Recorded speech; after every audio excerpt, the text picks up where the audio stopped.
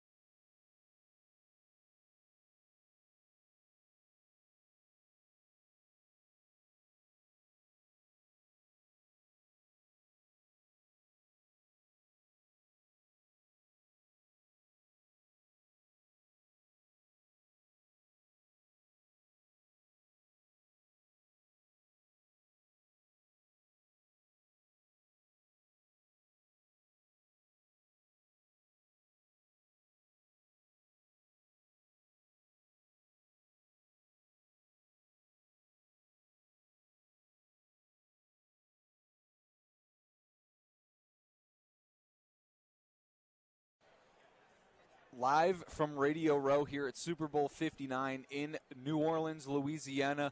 It's one-on-one, New York's longest-running sports call-in show. I'm Will Tallant, joined by Jack Warner, Lou Orlando, and Evan Harkin, as well as James Birle and Nick Guzman. The first of 3 live shows here at Radio Row. We'll kick things off right away. Saw some really cool things early on, guys. What a trip coming down. Fun start to the day, and we have some more stuff planned as well. But, guys, how are we feeling going into today so far? I say you two should both be pumped. You guys are getting busy at Eagles availability. No, we were. There was a lot of questions to be thrown around. It's amazing the access that we're getting to members of the team and coaching staff. There was lots of players available earlier at the team hotel. We were able to make it to Eagles availability. Got to talk from everybody from Devontae Smith to AJ Brown. We even got to snap some cool photographs of Saquon Barkley. We talked to a bunch of players. Darius Slay. It was very cool. It was a very good start to what should be a phenomenal couple days here in New Orleans. I really enjoyed how friendly the atmosphere was in there as well. It wasn't a typical press conference setting. You were really intimate with the players. Jordan Davis was walking around with a mic by himself, videotape, and everybody else acting like a reporter. It was a very friendly vibe in there also. We got to see a lot of different guys on the Eagles. One thing to note that you said, Jack, but when you went over there, how swamped Saquon Barkley's table was before they even started the press conferences. Yeah, and that was the thing was, Evan and I, we went early just to get our spot for Sirianni and Jalen Hurts' press conference because that was a formal press conference, rows of chairs, passing around a microphone. So we went almost an hour early to that just to get seats. But then when we looked in, the other ballroom where, the player availability was, it was an hour and a half before player availability. You had tripods. You had at least 20 people already in front of Saquon's table. It was clear the season that he has had this year and the storylines that he has constantly given this Eagles team that he was going to be somebody that was probably going to field a lot of questions. Everyone was going to want to get quotes from him, and you could barely touch him the whole time you were in there. Now, speaking of Nick Sirianni and Jalen Hurts, they were the two available before most of the player availability as the Eagles came out. I want to talk to you guys, though. Evan and Jack, you guys were there. What specifically was Jalen Hurts harping on? What were some key takeaways that you guys took out of that first press conference? It was a very typical Jalen Hurts press conference where he likes to generalize a lot of things, put them into his own perspective. A big quote that I took down from him was someone was asking him about all the different play callers he's had throughout his career, and his response, stoic as always, Jalen Hurts, was, the only constant throughout all the changes is always me. I thought that was a pretty cool quote, but very Jalen Hurts-esque throughout the entirety of that interview. And the tunnel vision that he has is really fascinating. I mean, it really did feel like, he showed himself a little bit when people in the crowd would ask him some more fun questions. He got a really cool question about how much of an ally to women he is, Yes. the important women in his life and women that he's given a very sufficient platform to. But I was able to get a question in with Jalen, and basically what I asked him was, it was such a close game just a few years ago in Super Bowl 57, the first time that these two teams met in the Super Bowl, where 38-35 final, it came down to the very end. They fall just short after a phenomenal season. And obviously, when you lose a game like that, a close, hard-fought game in the biggest sporting event of them all, your goal leaving there is probably just to make it back, period. Doesn't matter who you're playing. But because, the Chiefs have been so dominant these last few years, because that was such a close game, I wanted to know if there had been any point over that time where they were hoping it would be the Chiefs in this year's Super Bowl, hoping that maybe they would get another chance to get one back. And as Evan mentioned, stoic as always, he really didn't, play into that very much. He just said, look, he was focused on the opportunity. He said it's too big of an opportunity to, focus on those sorts of smaller things. They're just happy to be here. They want to win this game here. They don't care who it's against, and they want to, bring it back to similar times when they beat the Patriots not too long ago in the Super Bowl. Now, Lou, we were talking about it in the car, too. One player that we all agreed on that we'd really like to get a chance to speak to, that was Jordan Mailata. And you had a chance to sit in on a press conference with him, not necessarily the press conference, it was at the player availability, but you got some cool insight, a little fun thing that went down in that. And I've always been such a big fan of Jordan. I think his story of how he got to the NFL, a guy that had not played a snap of football, high school, college. He played rugby in Australia, but he has a great build. He's a lethal athlete, and he's become one of the best left tackles in the NFL. And so he told some funny stories about first putting on the helmet. He forgot there was a face mask, some funny mishaps there. But I thought the most interesting thing was getting to talk to him. And our very own James Birle actually got a few questions in about his ties to Australia. He's got a chance to just become the second NFL player ever to win a Super Bowl from Australia. The first, the Seattle Seahawks in 2014. So there's not a huge pipeline from Australia to the NFL. And Jordan actually talked about, there's a stigma about the NFL down in Australia, especially they play rugby where they don't think the NFL is as tough as we think it is in America. But I thought he had some really strong quotes about trying to grow the game. And the one constant in a lot of his quotes throughout that presser was the detail and the focus that the Eagles are taking into this week. And I think that's a theme we saw from all the Eagles players that we talked to a few minutes ago. And one thing about Mailata that I find so fascinating, to obviously the switch going from rugby to playing in the National Football League, the highest level that you can get to play American football. But as we were talking about, though, 7th-round draft pick, and he gets taken in that draft solely off of rugby tape. Right. That's pretty incredible. It's two very different sports. I really wonder what it is that they saw in that tape that they said, yeah, this guy would make a difference. I'd say he's a freak athlete. Yeah, I would imagine. But so, even yeah. it was cool to hear him talk about. I was given a chance. Was the main takeaway that there were a lot of injuries that first year he broke out. He got a chance to play on the offensive line. He really never looked back. So you see it all the time in athletes throughout all four major sports of, man, that guy had all the tools, never put it together. The key to unlocking Jordan Mailata and the key to this Eagles offensive line, which I'll go out on a limb and say the best offensive line in the NFL. They've probably been the best offensive line in the NFL for a few years now. There's a reason Saquon Barkley wanted to go over there and run behind those big boys. It's the attention to detail. It's the offensive line coach. This Eagles team, forget about a lot of the things that you heard about Nick Sirianni after last year's disappointment. This Eagles team is so well coached, and you can say the same thing about the Chiefs. That's what makes this matchup. I know there are a lot of people that aren't super excited that this is the matchup that we got, but that's what makes this matchup enticing, is that it's two powerhouses that do all the little things right. You mentioned that Eagles offensive line. I got a chance to ask Lane Johnson about it and how a lot of people are able to play different positions. Cam Jurgens started as a guard, takes over for Jason Kelsey, and it's seamless. Mekhi Becton fails as a tackle on the Jets, comes to the Eagles. All of a sudden, one of the best guards in the league, Jordan Mailata, didn't play high school or college football, comes to the Eagles, is an all-pro. So they deserve a lot of credit for that development and their players' ability to adjust over there. And you talk about the matchups and maybe not what America was looking for with the Eagles and the Chiefs, something that we had already seen not too long ago. Maybe a lot of people were more inclined to see a Bills-Lions Super Bowl, would have been the first for either of them. Lots of attention on that. But to me personally, it's so neat with the history that the Chiefs are trying to chase, but also the stars on either side, as you were saying, though, Lou, because do you see teams that are this strong on both sides of the ball with this kind of magnitude on a roster? I know it may not be the most glamorous matchup, but it is pretty glamorous. I mean, I'll say this. They make 10 Eagles players available, and that's outside of the Sirianni, Jalen Hurts presser. They make 10 players available at the podiums. When you're looking at the Eagles roster and the guys that were made available, 8 out of the 10 guys are legitimate household names that have cachet. If you posted a video and said, I got to talk to this guy, that clip's getting clicks because up and down the Eagles lineup, up and down the Eagles roster, there are huge names. There are some funny names. If you look down the back end of the roster, some former Giants. We have to get into that at some point. Not in the open. That would be absurd. Not right but now. then on the Chiefs, of course. Time and a place, The though. Chiefs, it feels like the superstars. We've heard them time and time again. But how many times have you heard, well, Chris Jones is the best defensive tackle in all of football? And how many positions can you say that about the Chiefs? They probably got, it wasn't his best year. They probably got the best quarterback in Pat Mahomes. They might still have the best tight end in Travis Kelce. Keep going up and down.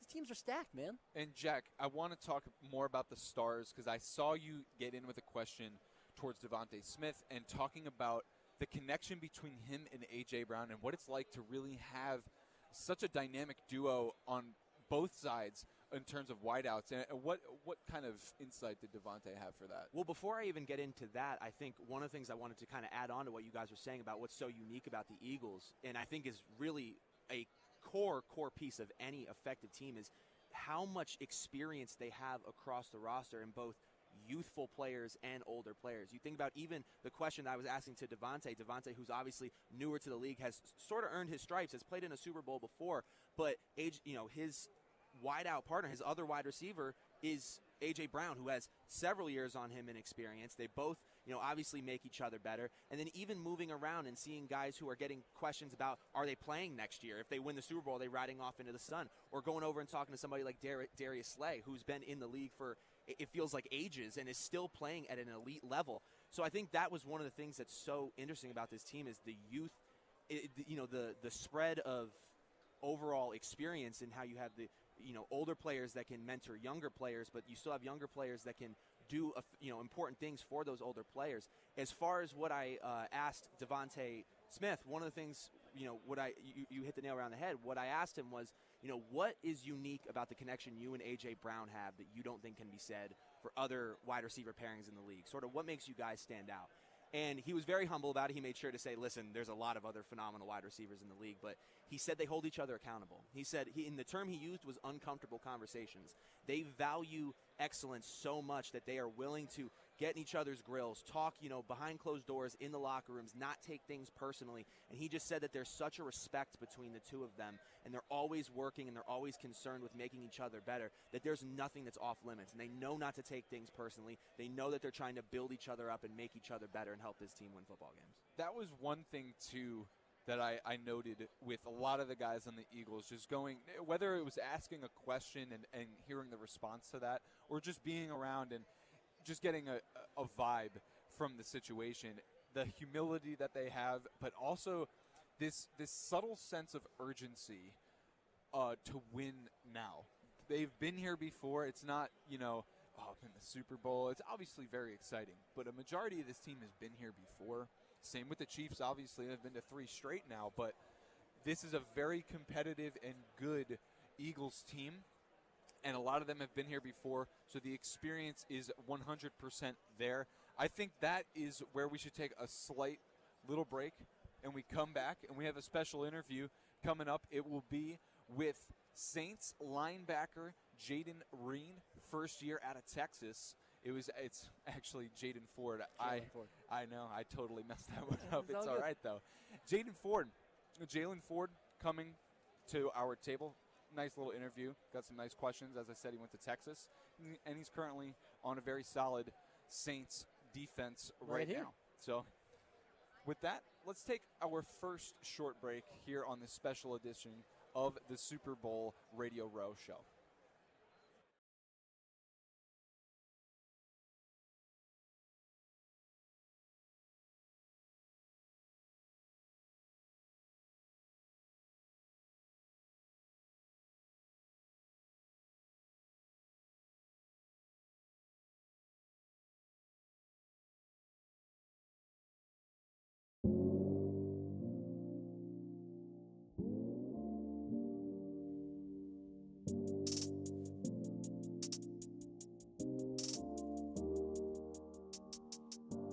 Hey everyone, I'm Chris Persianen.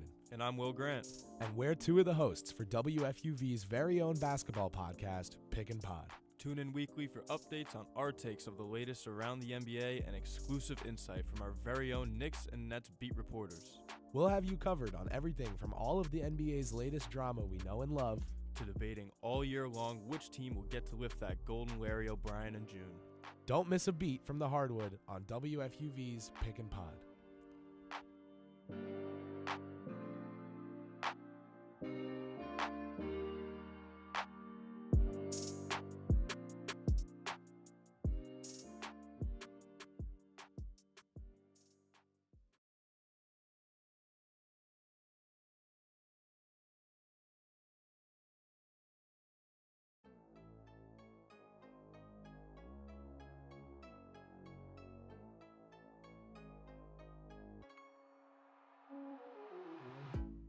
Hey, this is Chris Carino, Fordham and WFUV class of 1992. WFUV is your home for all things Fordham athletics, with live coverage of Fordham football, Fordham men's and women's basketball, in addition to our Saturday show, One-on-One. Stay right here on 90.7 FM for all things WFUV sports.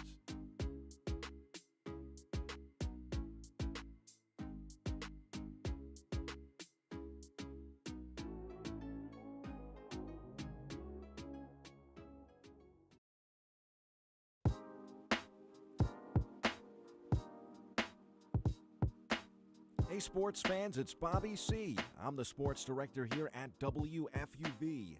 From live broadcasts of Fordham athletics to coverage of all the professional sports teams in the NYC, we've got everything a sports fan could ask for. Like talking sports? Check out One-on-One, New York's longest-running sports call-in show, as well as our diverse collection of podcasts. If you're a Fordham student interested in joining our program, feel free to shoot me an email, bobbyc@wfuv.org. And as always, thank you to all of our listeners who support us every week. 90.7 FM is the home of WFUV Sports.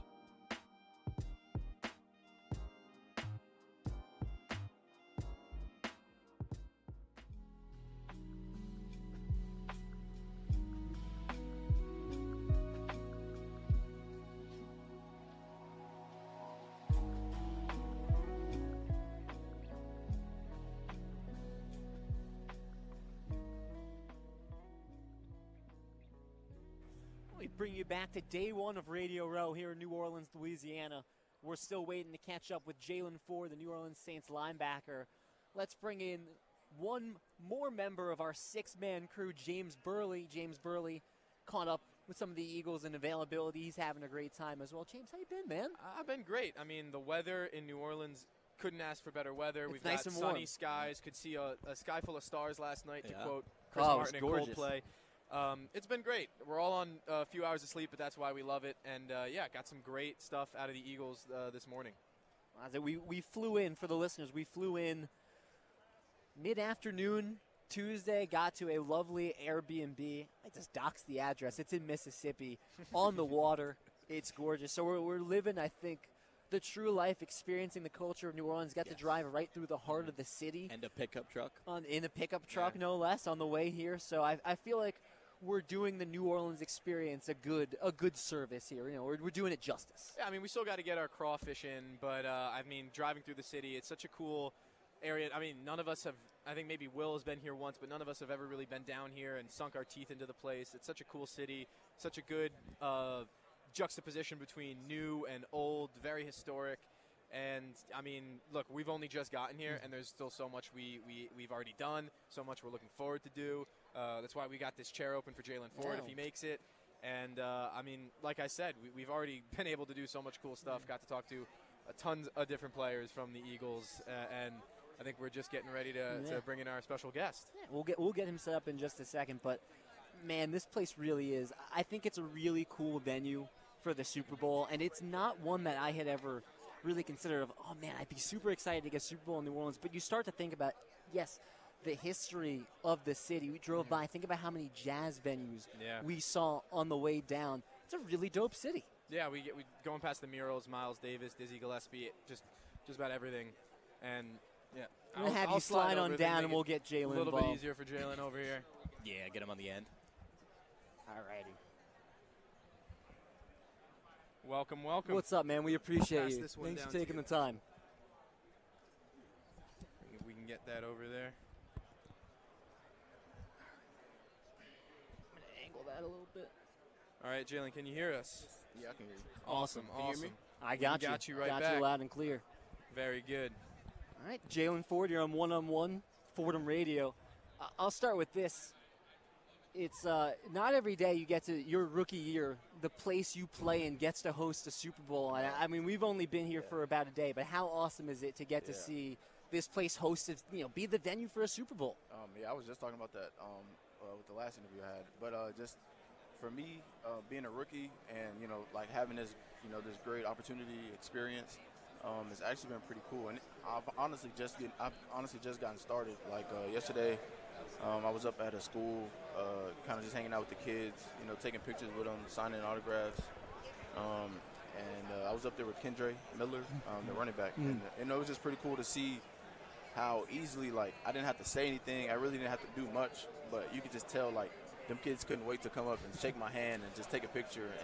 And I remember, being that age and, like looking up to football players, and it's a really good feeling, and I'm just really blessed to be able to be in that position.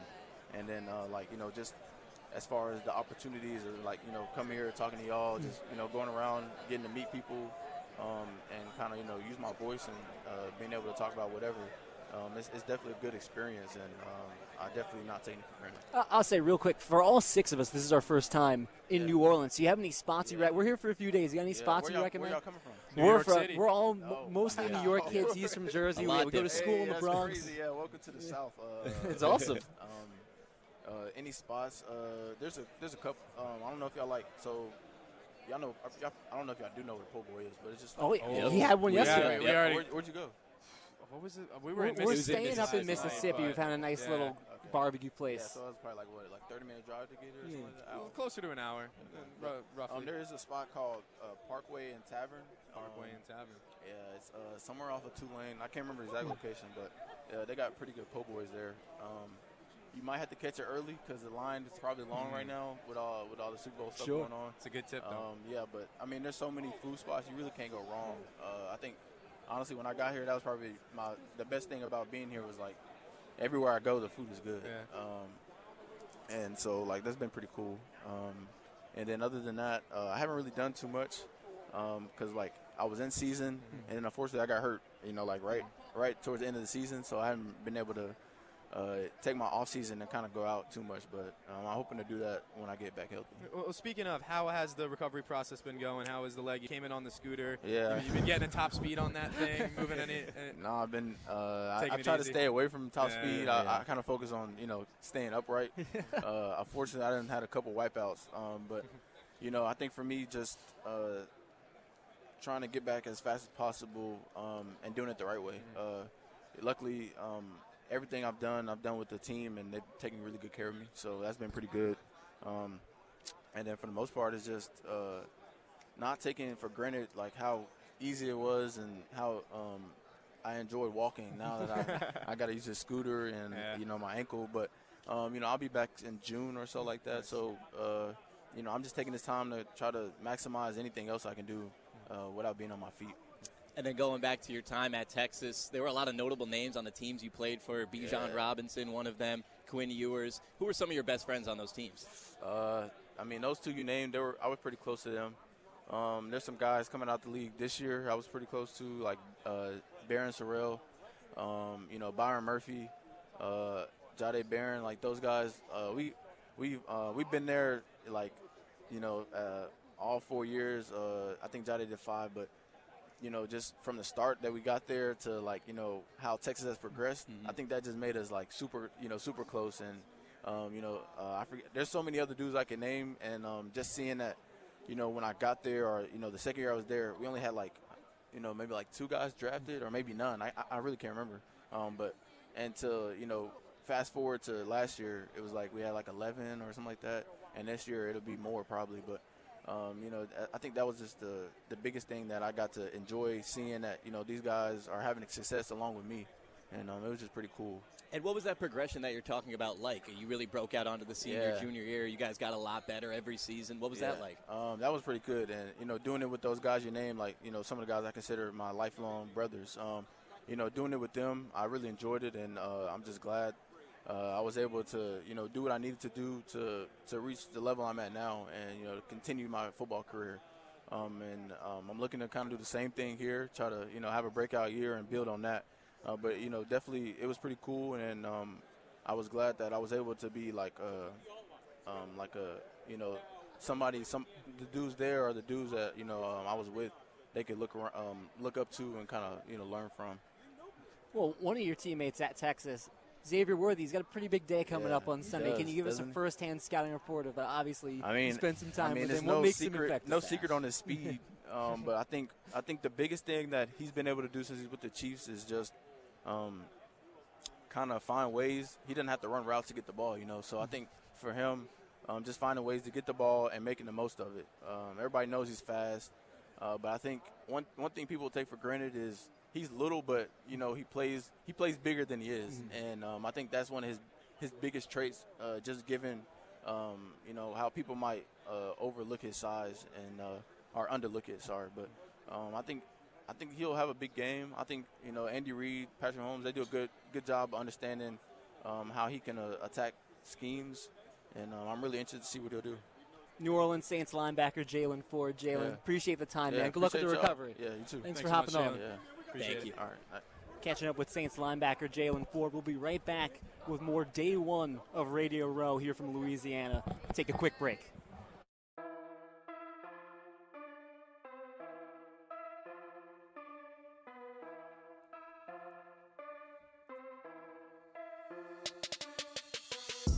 What's up, everyone? I'm Will Tallant. And I'm Evan Harkin. We're 2 of your hosts for NFL Friday, WFUV Sports' exclusive NFL podcast. From breaking down the weekly slate to fantasy football pickups, we've got you covered on all things around the NFL. Stay tuned for our hosts' weekly picks as they compete against each other all season long. Football is here, and so is NFL Friday.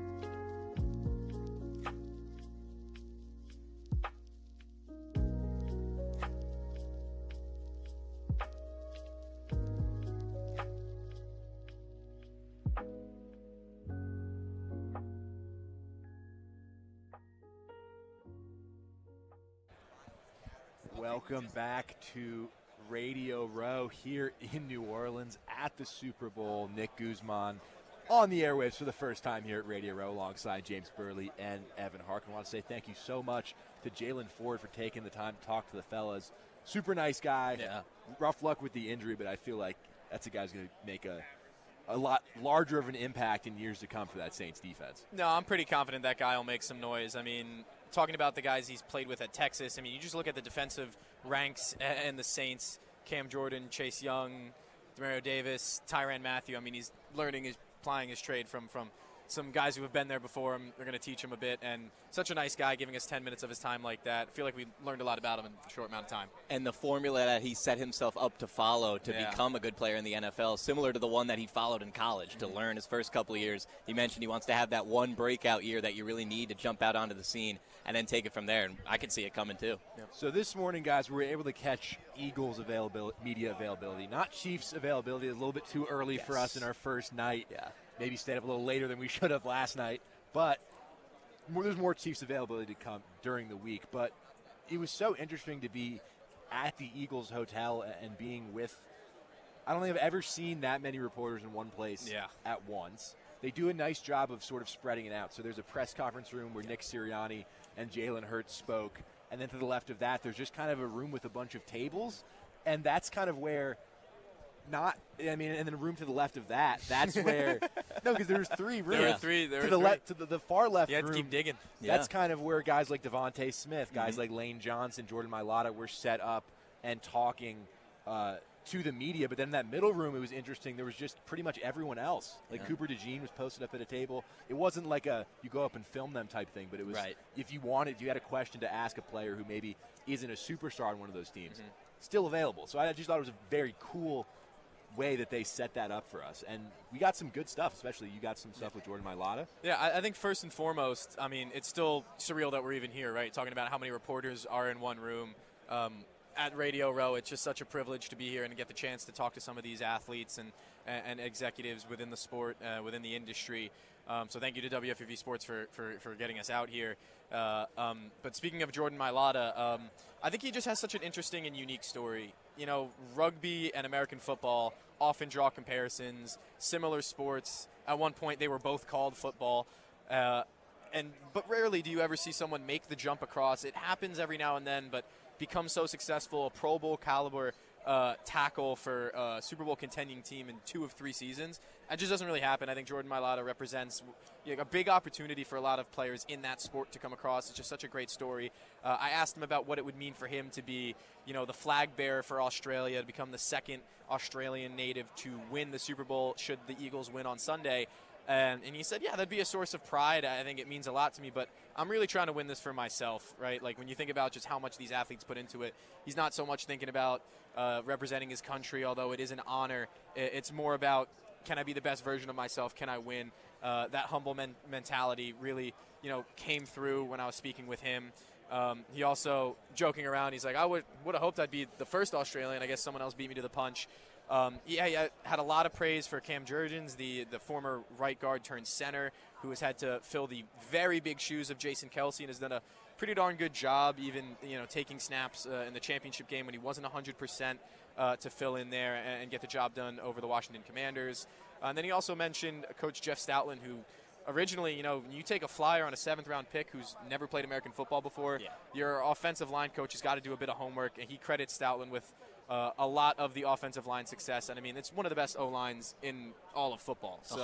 So you got to give credit where credit's due. And I think Jordan Mailata being as big a part of it as he's been has been crucial for the Eagles' success, not only this year, not only in the run game, but for several years running now. And something I got to ask Zach Baum, the Eagles linebacker, was, he's a guy who started his career here in New Orleans, and it didn't go all that well. Only got a 1-year deal in this offseason with the Eagles. And I was talking to him, and I said, Jordan Mailata, that's a guy who's a 7th-round pick. You're here on a 1-year deal, and you guys have been so instrumental to why this team's so good. So I asked, what is it about the Eagles that allows them to find these diamonds in the rough? And you just said it's the front office, plain and simple. They're able to identify talent like other teams aren't able to, and that's why it's not all about stars like Hurts and Smith and Brown and Barkley. but it's these other guys that, like, it's getting a 7th-round pick to solidify your line and be one of the best tackles in football. Not every team's doing that, and I think it's what puts the Eagles over the top. I think it speaks to the culture they have over there as well. Everybody in the press conferences was always pointing at a teammate. Whenever we try to give them praise for what they were doing, it was always, I get to do that because of the teammate next to me, the teammate who does this that I practice against all the time. So I think their culture over there of always passing it on to the next person, you know, the brotherly shove. I was talking to Lane Johnson. He made a joke that the brotherly shove isn't their play. It's actually called the QB sneak, and it's been a play for the last 50 years in the NFL, because he was just saying that we're just so good at it and we have such a togetherness vibe to our team that people like to give us new names for things. So I think the Eagles being trailblazers in terms of being good teammates to one another and that really forming a great bond. I mean, the tush-push, brotherly shove, whatever you want to call it, just a regular old QB sneak, I mean, it is a defining feature of this team. And when I think about what goes down on that play, is you've got 11 guys all literally shoving to get 1 little inch over the line, all working together. I mean, it speaks to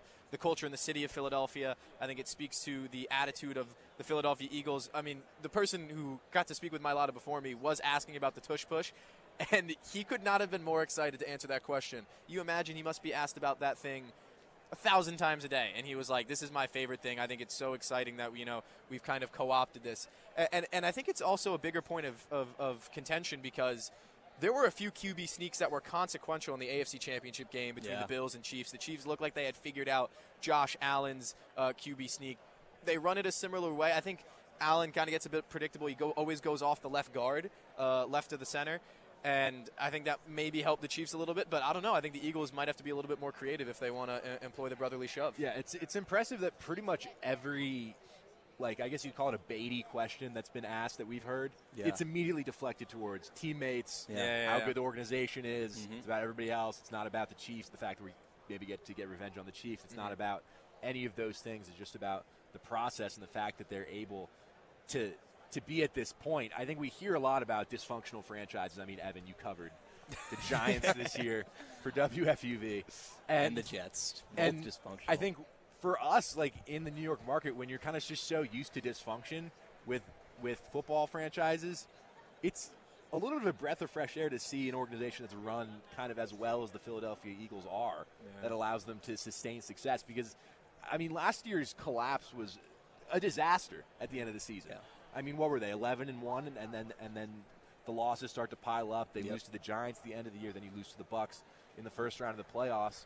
So you revamp in the offseason with Saquon Barkley, then as a 2,000-yard rushing season, and pretty much all the weaknesses that were identified with your defense as well, you shored those up with guys like Zach Bond and C.J. Gardner-Johnson, and then all of a sudden those holes are plugged to be able to go through sort of the bitter disappointment of last year and how it ended and people calling for Nick Sirianni's head. For the Eagles to be back at this point, it's so impressive. And you talk about the differences that we see in press conferences between the Giants and the Jets, those organizations that aren't doing too well. And what we just saw from the Eagles, the Giants and Jets are both very finger pointy when they're in the press conferences. Brian Daboll will point at Daniel Jones for being the reason they lost the game. Aaron Rodgers he might be right, but still not what you're supposed to do in the very football mindset of things. Aaron Rodgers is pointing at Mike Williams for not staying on the red line to catch footballs to win games. So a big difference there, and you see maybe a key part of it is being a good teammate and pointing the finger at yourself and not your teammates when bad things happen, like Sirianni did in that situation when the Eagles were struggling late last season. Yeah, I think hearing from Devontae Smith and A.J. Brown specifically, you know, a lot of questions thrown their way about what Saquon Barkley has brought, because that's obviously if you look at where the offense has changed over the past few years, Saquon Barkley is clearly the biggest difference in terms of their production. A 2,000-yard season, I mean, that's pretty special. But none of them wanted to talk about that. They know that he's explosive. They know that he's, you know, a tackle breaker, and they know that he's the pinnacle of their offense at this point, even with all those weapons at the wide receiver and tight end position. But everything they mentioned was about his ability in the locker room, his ability to be a leader. And when I spoke with Jordan Mailata, as well as the guys in the skill positions, they were talking about the other linemen, their ability to be leaders. Cam Jurgens stepping into a leadership role. Not only is he filling a big position of need at center, but he's also filling a big position of need in the leadership department. I mean, I think we can't talk enough about the attitude and the relationships in that locker room in Philly. I mean, Nick Sirianni alluded to it several times in the press conference this morning. He said, I could spend all day talking about how phenomenal the people we have are. And not often do you hear, people on New York radio airwaves spend 20 or so minutes gassing up the Philadelphia Eagles. Right. And we've barely even mentioned their opponent, who are the mighty Kansas City Chiefs, going for a historic NFL three-peat here. But that's just how good this matchup is. It's really the two best in each conference. We've really gotten a treat to be here with Chiefs-Eagles, second time in 3 years.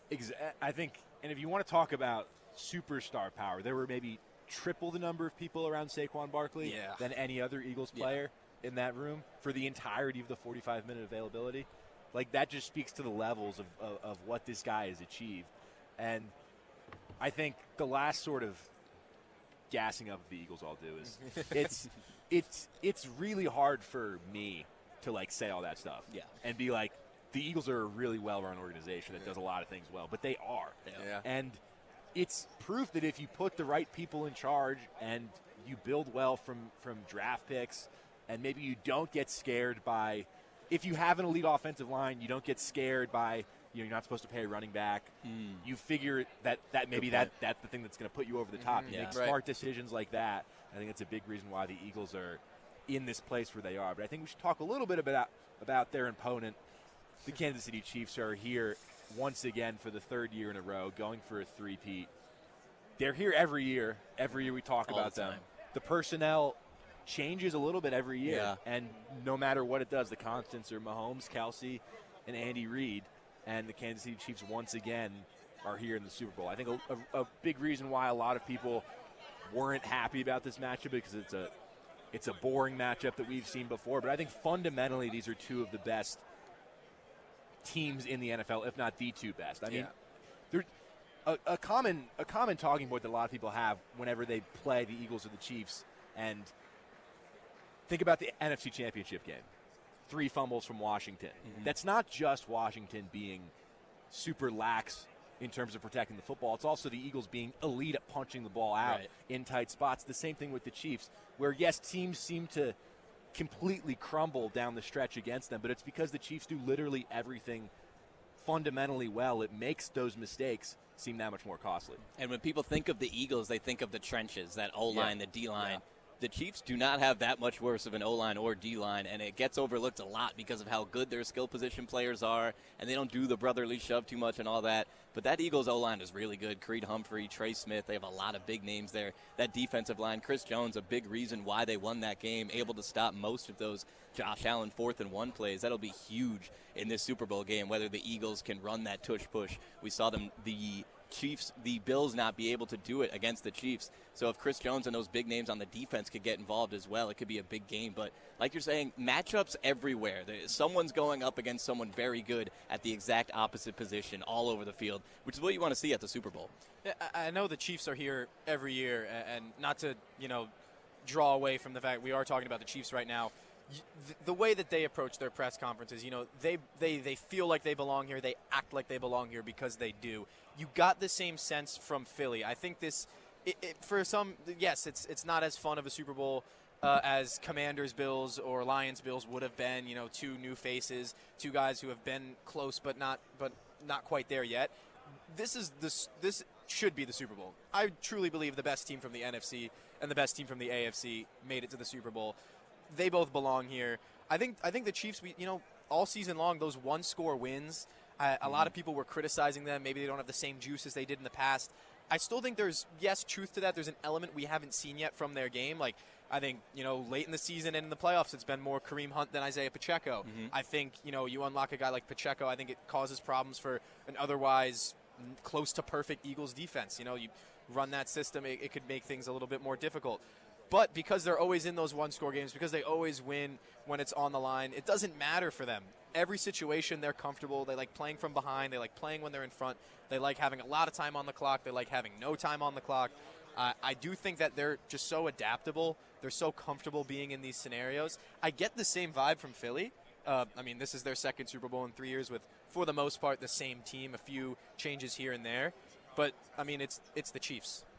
what else can you say? And all right, it's not all fundamentals. They got lucky a little bit. well, like, a little bit of help. They've got a little bit of help, and you know, help off the upright against the Chargers. You got the block against Denver. And before we got here, in the past couple days since media availability has started in New Orleans, here at the convention center and at the hotels, there have been questions levied towards the coaching and the players of the Chiefs. Some of them have been able to roll with the punches, not as much, about the officiating in the NFL, in the playoffs, specifically towards the Chiefs.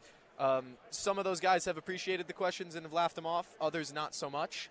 I mean, I think it's worth mentioning because it's become such a big story in terms of how much luck they've been granted. I think that's a thing in every sport, right? People complain that LeBron gets fouls his way. People complain that Messi always gets fouls called his way. Mahomes is the ref's favorite player, supposedly. I don't know if I'm willing to stake my claim and say it's true, but I mean, we've all seen it with the eye test, and we've heard some quotes post-game throughout these playoffs as well from opposing teammates and opposing players. Yeah. The only time that I really got bugged by his antics was in the divisional game against Houston. A couple of those dives hits, trying to sell those late calls. Big flopper. You know, he doesn't do it for no reason. He does it because that's the way they call the games. And so from a competition perspective, I guess it makes sense. You're trying to win the game at any cost. But I think it made a lot of people look at the Kansas City Chiefs in a different light. Yeah. But they're 15-2, and they're here anyway. And they might win.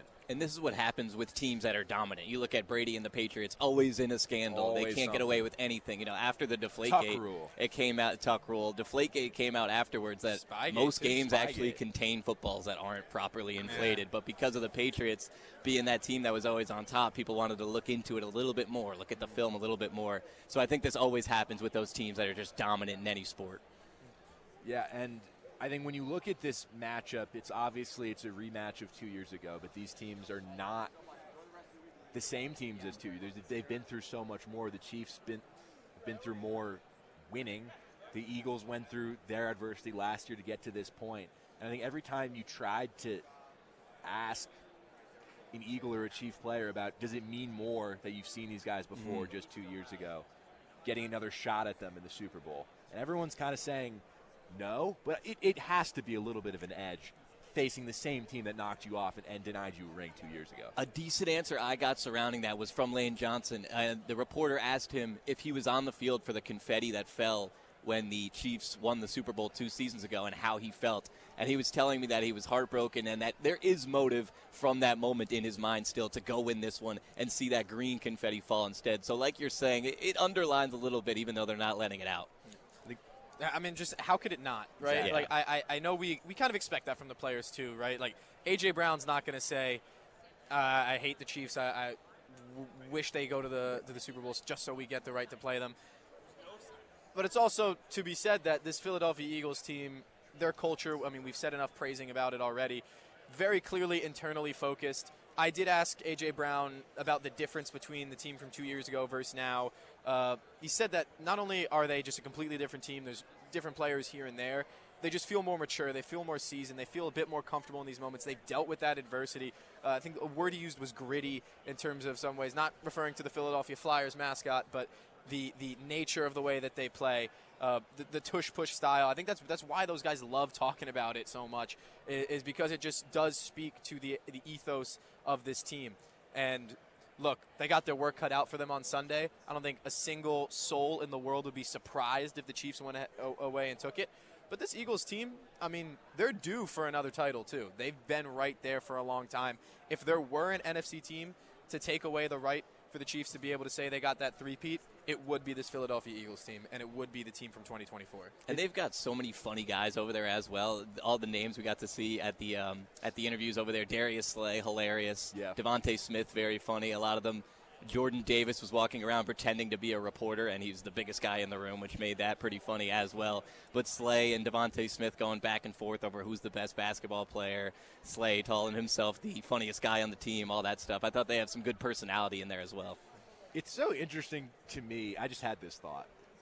You know, before 2018 and the Eagles' first Super Bowl, they were a loser franchise. Yeah. They were like on par with like the Jets or just any. I mean, the Jets hadn't won a Super Bowl, yeah. but like that was the narrative that the Eagles were choke artists who, when it got to big games, could never get it done.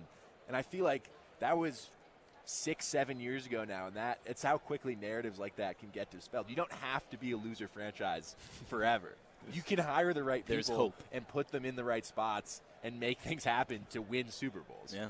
You don't have to be perpetual. This goes to all teams across all sports. I'm not naming any names. But guys, you don't have to be in the basement always. We saw Tommy DeVito's agent. Exactly. We don't have to hire guys like that over at your team. You don't have to do that.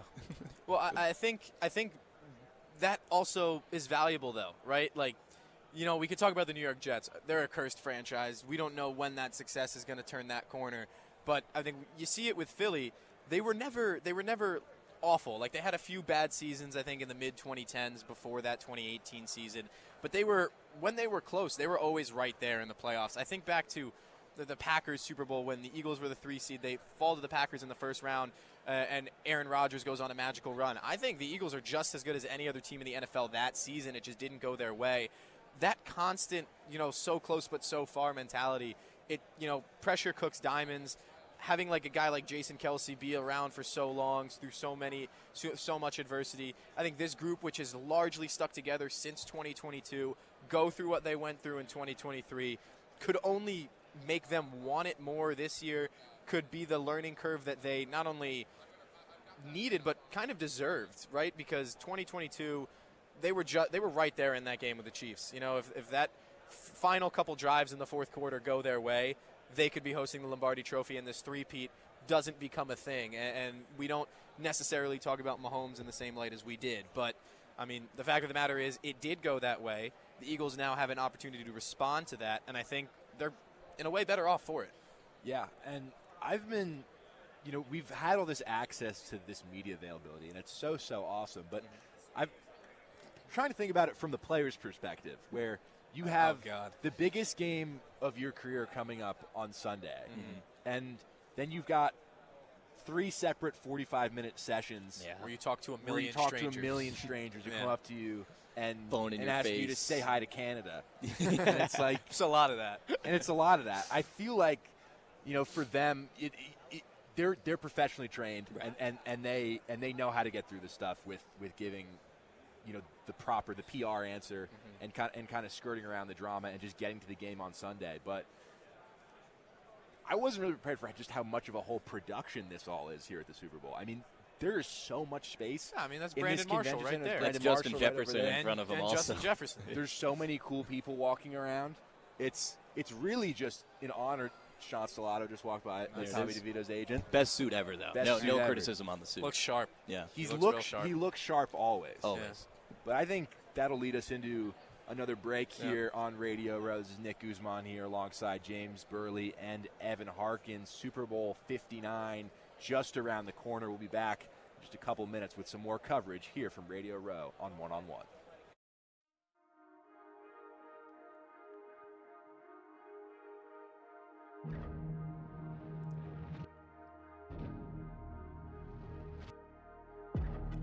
What's up, everyone? I'm Evan Harkin, your New York Jets beat reporter for the 2024 season. Stay up to date with all things white and green from MetLife Stadium. From Aaron Rodgers touchdowns to Sauce Gardner interceptions, I've got you covered. So join me and Gang Green on Twitter at Ev Harkin and stay locked in with the JETS on WFUV, your home for New York sports.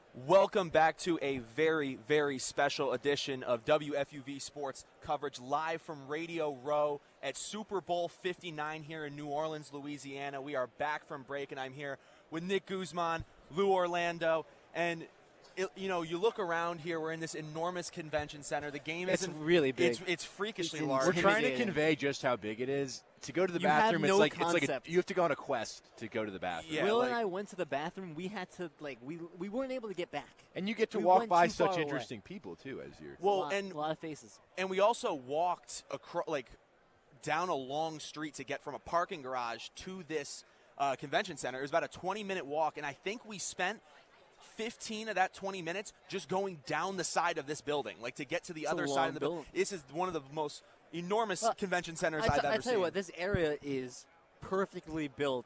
Yeah, it's certainly large enough to accommodate a Super Bowl. Because I know, if you remember what the Super Bowl was like in 2014, I don't when at New all. York had it. So my dad and I went. They did the Super Bowl experience was in Times Square. Oh, yeah. And I mean, Times Square is already crowded all the time forever. And they had the Lombardi Trophy, in the casing. You could go. My cousin and my uncle waited in a line to see the Lombardi Trophy, and they had all, the interactive events. Times Square is as crowded as I've ever seen it. So as cool as it was to have, New York host the Super Bowl, an awful Super Bowl was ugly blowout. That's the first snap of the game, right over Peyton Manning's head. Yep. There's something cool about the score was 5-0. How often do you see that in There's football? something cool about, the city, like New York having a Super Bowl, but the facilities weren't really here. New Orleans, especially this area, has the facilities to be able to do a big event like this. And one thing we learned upon arriving to the airport actually yesterday, that this is the 11th time that New Orleans is hosting the Super Bowl. They lead all host cities. Too many times. Yeah, I know. That's actually unbelievable. But look, we're surrounded by so much Super Bowl memorabilia. In fact, we're looking up, if you look up above you, banners from each Super Bowl, the ad for each Super Bowl, you're getting to see even as far back as Super Bowls 1 through 5, all of the iconic ads with the Lombardi Trophy front and center, proud Fordham alum, always taking pride in Vince Lombardi, belonging to Fordham. People don't talk about that enough. Yeah, exactly. I don't think Fordham really does talk about it enough. One of the GOAT, the man the greatest trophy in professionals. Well, actually, it could be the Stanley Cup. Depends on who you ask. Yeah, careful. But one of the most prolific trophies in professional sports, named after Fordham alum Vince Lombardi. But again, you look around, so many Super Bowls to pick from, the spotlights. It's the biggest game of them all, which has bred some incredible moments over the years, and that's what we're hopping on this segment to do, is talk about our favorite moments from Super Bowls that we were alive for, some that we had to learn through our parents or the internet, but the Super Bowl has given us some of the greatest, most clutch plays ever that are etched in the minds of all sports fans. So let's go around the horn. Let's get it going. Lou, I'll let you start off. I know I think there's an obvious one you could go for, but I'm curious to see where you take it. I'm not going to go there because I think there's something authentic to remembering the moment. And this is the first Super Bowl that I can distinctly remember. I came back from a ski trip in Vermont, actually. I think Vermont. And I watched this Super Bowl. And funnily enough, I just looked it up. It's the last time the Super Bowl was in New Orleans, the Harbaugh Bowl between the Ravens and the 49ers. The lights going out. To me, that's one of the everlasting Super Bowl memories in my mind, is all the lights in the building going out. It was awesome. So I think it's a funny subplot in what was a really highly anticipated Super Bowl. I can't think of, is that the only time two brothers have gone up against each other as head coaches in a Super Bowl? I mean, I believe it's so. I think it was. Right? It was a huge deal. I was 2013. We saw brothers as players just ago. a few years ago with the Kelsey brothers, but I don't think it's ever been done between two head coaches. No, that one caused a real tiff too. I remember reading about it, hearing about it online. There was some serious anger on behalf of people within the Baltimore Ravens. The Ravens were up big before the lights went out. Wiping the floor with the 49ers until the lights went Jones. out. Yes, Jacoby Jacoby Jones. Jones. So, they were wiping the floor with the Niners up until that point. Once they come back from the power outage, all hell breaks loose, and all of a sudden, the Niners had a drive at the end of the game to potentially go and win the Super Bowl. But obviously, that's a great moment, one that got talked about a lot. Nick, I'll pass it to you. Yeah. So I'd like to pretend like I remember Super Bowl 42 between the Giants and the Patriots, played in 2008. I don't. I remember a little bit of the aftermath. I remember there being some magazines in our house with the helmet catch on them. But I don't remember the helmet catch. I don't remember Eli's touchdown at Plaxico. I've watched it so many times over and over again that I feel like now it's part of my brain. But I don't remember that. I do remember Super Bowl 46, the rematch between the Giants and the Patriots, 2011 season, game played February 2012 in Indianapolis. That's the game where it's the Victor Cruz, Hakeem Nicks Giants. It's a fun team. Yeah, It's Giants take a team. lead early. They get a safety on a intentional grounding on Tom Brady in the end zone. They get a Victor Cruz touchdown. Then it was field goals from there. Patriots kind of go back-to-back to close the half, and then coming out of the second half, get the kickoff score there. It was 17-9 Patriots, and the Giants get some field goals to get back into it at 17-15. And then there's the infamous handoff to Ahmad Bradshaw. Everyone's telling him to go down. The Patriots let him score. He doesn't go down, but no harm, no foul. The Giants are able to break up the Hail Mary from Tom Brady that falls just inches away from the grasp of Rob Gronkowski, and the Giants win that Super Bowl. That was a 9-7 Giants team, a Giants team that during the regular season couldn't defend at all. Eli was a gunslinger in 2011 and kept them in games single-handedly. Defense showed itself up in the playoffs. You find a guy like Victor Cruz to be an undrafted guy and put up such unreal numbers that year. Nicks, Manningham, then you got Bradshaw, Jacobs. That's really what got me into football, was a team being like the Giants that year, being 9-7, then going, winning that home game against the Falcons. Then you knock off the 15-1 Packers at Lambeau Field with Aaron Rodgers, probably the best season of his career he's ever had. Then you go to San Fran and you in poor weather, that game. Eli Manning gets beaten up and he fights through, and they win that game in the NFC Championship. In Lawrence overtime, Tynes right? again kicks them in the Super Bowl. It's like deja vu in many ways from the last Super Bowl run. But that's really what got me into football, seeing a Giants team that really no one believed in, and it was 7-7 after 15 weeks of games, and then won the last two games against the Jets on New Year's Eve, and then against the Cowboys to win the division on Sunday Night Football. God, I knew not too much about that season, but what a season, and that's definitely my pick. Wasn't the best Super Bowl, but just the fact that they were able to go on a run it from 9-7 to that point. Well, it's so funny because every Super Bowl Sunday I watch the highlight sequences of the 2007 Giants run, the 2011 Giants run to the Super Bowl. And there's been a lot of discourse online this year about, is Eli Manning a first ballot Hall of Famer? And to me, it's those two runs that solidify it. He was, I think for the majority of his career, an above average quarterback, but I don't know that he was really ever a top 5 quarterback in the NFL. But he has those two runs where he knocked off behemoths. The Aaron Rodgers Packers in Lambeau. Two Patriots teams led by Tom Brady, the GOAT. It's those two runs and the legacy, the mythical legacy that Manning developed from those runs. Some of the best throws that have ever been made in football history. The Manningham throw, I will stand on to this day, and it's not an unpopular opinion. It's the greatest throw of all time. It couldn't be more perfect. Yeah, and I think when people talk about Eli and try to discredit him, the 2007 Super Bowl was such an elite defense, and Eli, all he had to do was pretty much manage the game, and that's what he did. If he didn't turn the ball over, which is a big problem, obviously that season he had over 20 interceptions, but in the playoffs he didn't, and as such they won the Super Bowl. 2011, he was slinging the ball like no other quarterback in the NFL. He had almost 5,000 yards passing. He had 4,900 yards passing in 2011. And with all the weapons he had, I don't know how you can't watch him that season. You lead a team all the way to the Super Bowl and be like, this guy doesn't deserve to be in the Hall of Fame. I just don't think that Manningham throw ever gets enough love. It's an unreal throw. He catches him in stride down the sideline. Now, granted, also an amazing catch by Manningham. It was a bit over the shoulder, a bit of a basket grab. But I don't think that, because the David Tyree catch is so acrobatical, and I think is also, it broke up the perfect season. It's a little more of a unicorn of a play, yes. You want to talk about the greatest throw, I think, in the history of the Super Bowl, it's the Manningham throw, and I don't think there's one that comes remotely close. That was a painful evening as a member of the Patriots faithful. That was a sad night in my elementary school years. But not one of your favorite Super Bowl moments.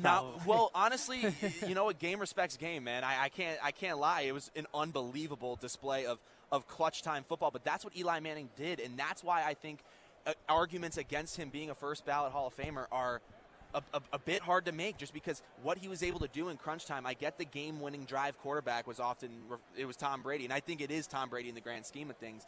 But when you look at how reliable Eli Manning was in the most stressful of situations, with backs to the wall in some of the biggest games that you can imagine, teams that just like you guys kind of mentioned, teams that on paper shouldn't have been there. They were imperfect team. Listen, I think they get credit in retrospect. And one of the arguments against Eli Manning in those runs is, well, he got carried by his defenses. Credit where credit's due. Both the 2007 Giants and the 2011 Giants had fantastic defenses that played at an elite level in the playoffs, but neither team was that great in the regular season, and neither defense was that dominant in the regular season. They turned it on in the postseason. Right. That's what it's all about. I mean, it's tough just continuing to talk about Eli Manning. Well, I could talk about Eli all day. I feel bad. We skipped over you. We never got your favorite moment. I'm sure there's a lot to pick from. Plenty of success. What's your favorite Super Bowl moment? No. I'm not. Well, here's the thing.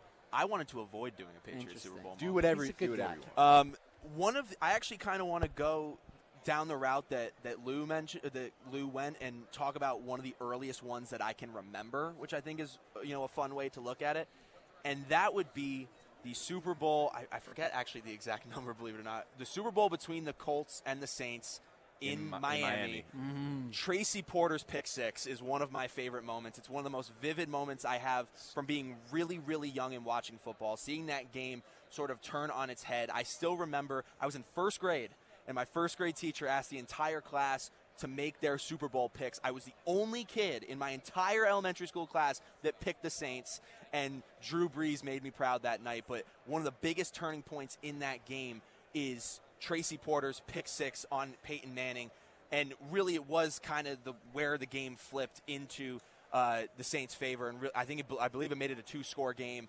And it was just such a clutch play. It took all of the wind out of such an electric Indianapolis offense that was really very well contained in that game by a very talented Saints defense. But one of the earliest moments that I can remember, and the other thing, since we are here in New Orleans, I think one of the things that I really do appreciate about their fan base, considering this is a city that's been through a lot. You consider Hurricane Katrina, how much they latched onto the Saints. Like, I don't think New Orleans, and that Super Bowl win, how therapeutic that was. Absolutely. For really the entire town. Exactly. And the way that I don't think they get enough love. I think it's because they have less teams. It's just now it's the Pelicans and the Saints. But like, you look at the meccas in the sports world. You look at Boston and New York and Philly and L.A. It's like those are Philly, especially, they're here. They're looked at as the sports towns. But I think the passion that this city has for the Saints and how their highs have been, the successes of the team have almost been therapeutic to this city after some horrible experiences, some horrible tragedies.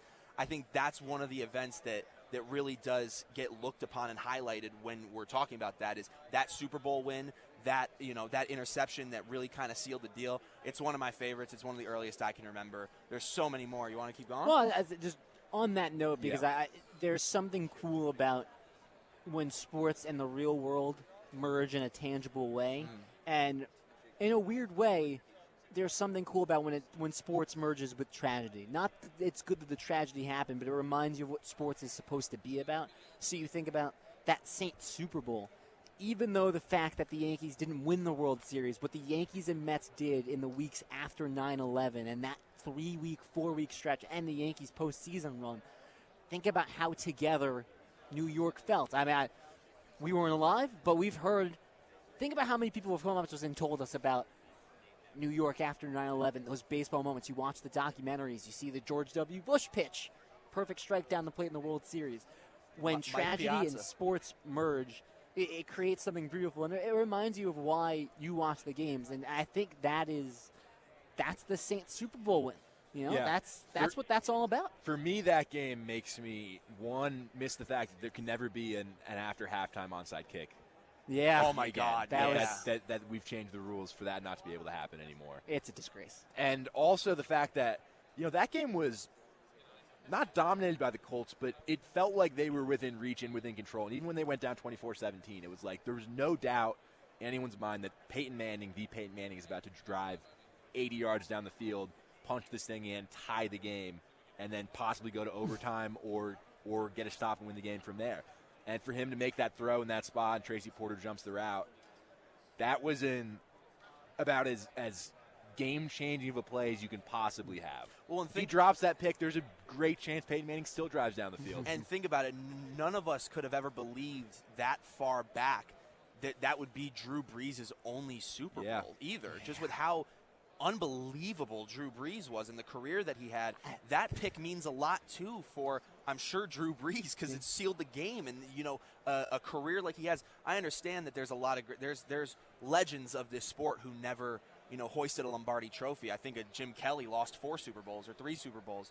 There's a lot of legends in the sport, but there really is a difference, or at least how they're talked about or how they're viewed, even if it's subconscious, between the GOATs who were just GOATs and won and did what they had to do, performed statistically, and the GOATs that won titles. There's a difference. I don't know if it's intentional. Sometimes it's intentional, sometimes it's not intentional, but we really do subconsciously treat them differently. And I think when you look at a career like Drew Brees', which is his first ballot Hall of Fame, whether he wins a Super Bowl or not, it's amazing what the ripple effect of that interception really ended up having.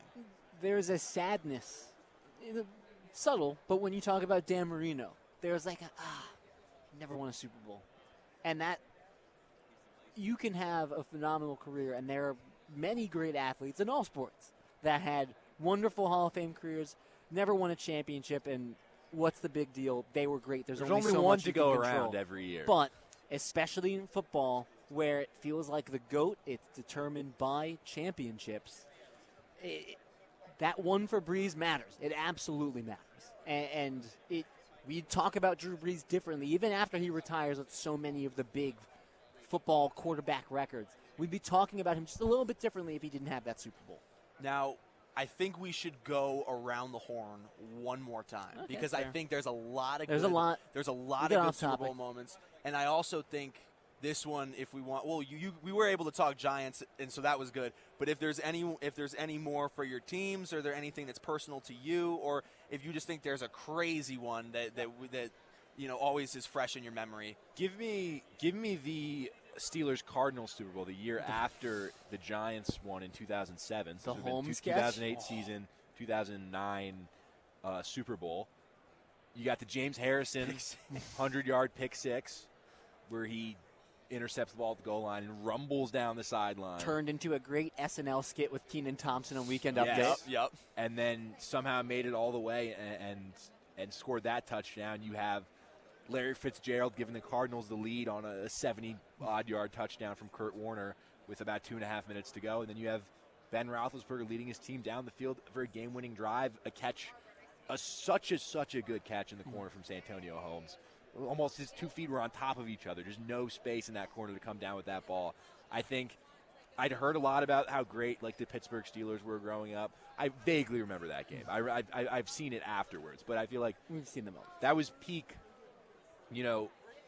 Pittsburgh Steelers and hard-nosed football, and James Harrison on the defensive end. You got Big Ben at quarterback, and I think so many people wanted to see Larry Fitzgerald win a Super Bowl, and that was the chance. And he played not just so well in that game. The NFC Championship that year against the Eagles, he was unbelievable. He had multiple touchdowns, multiple long touchdowns.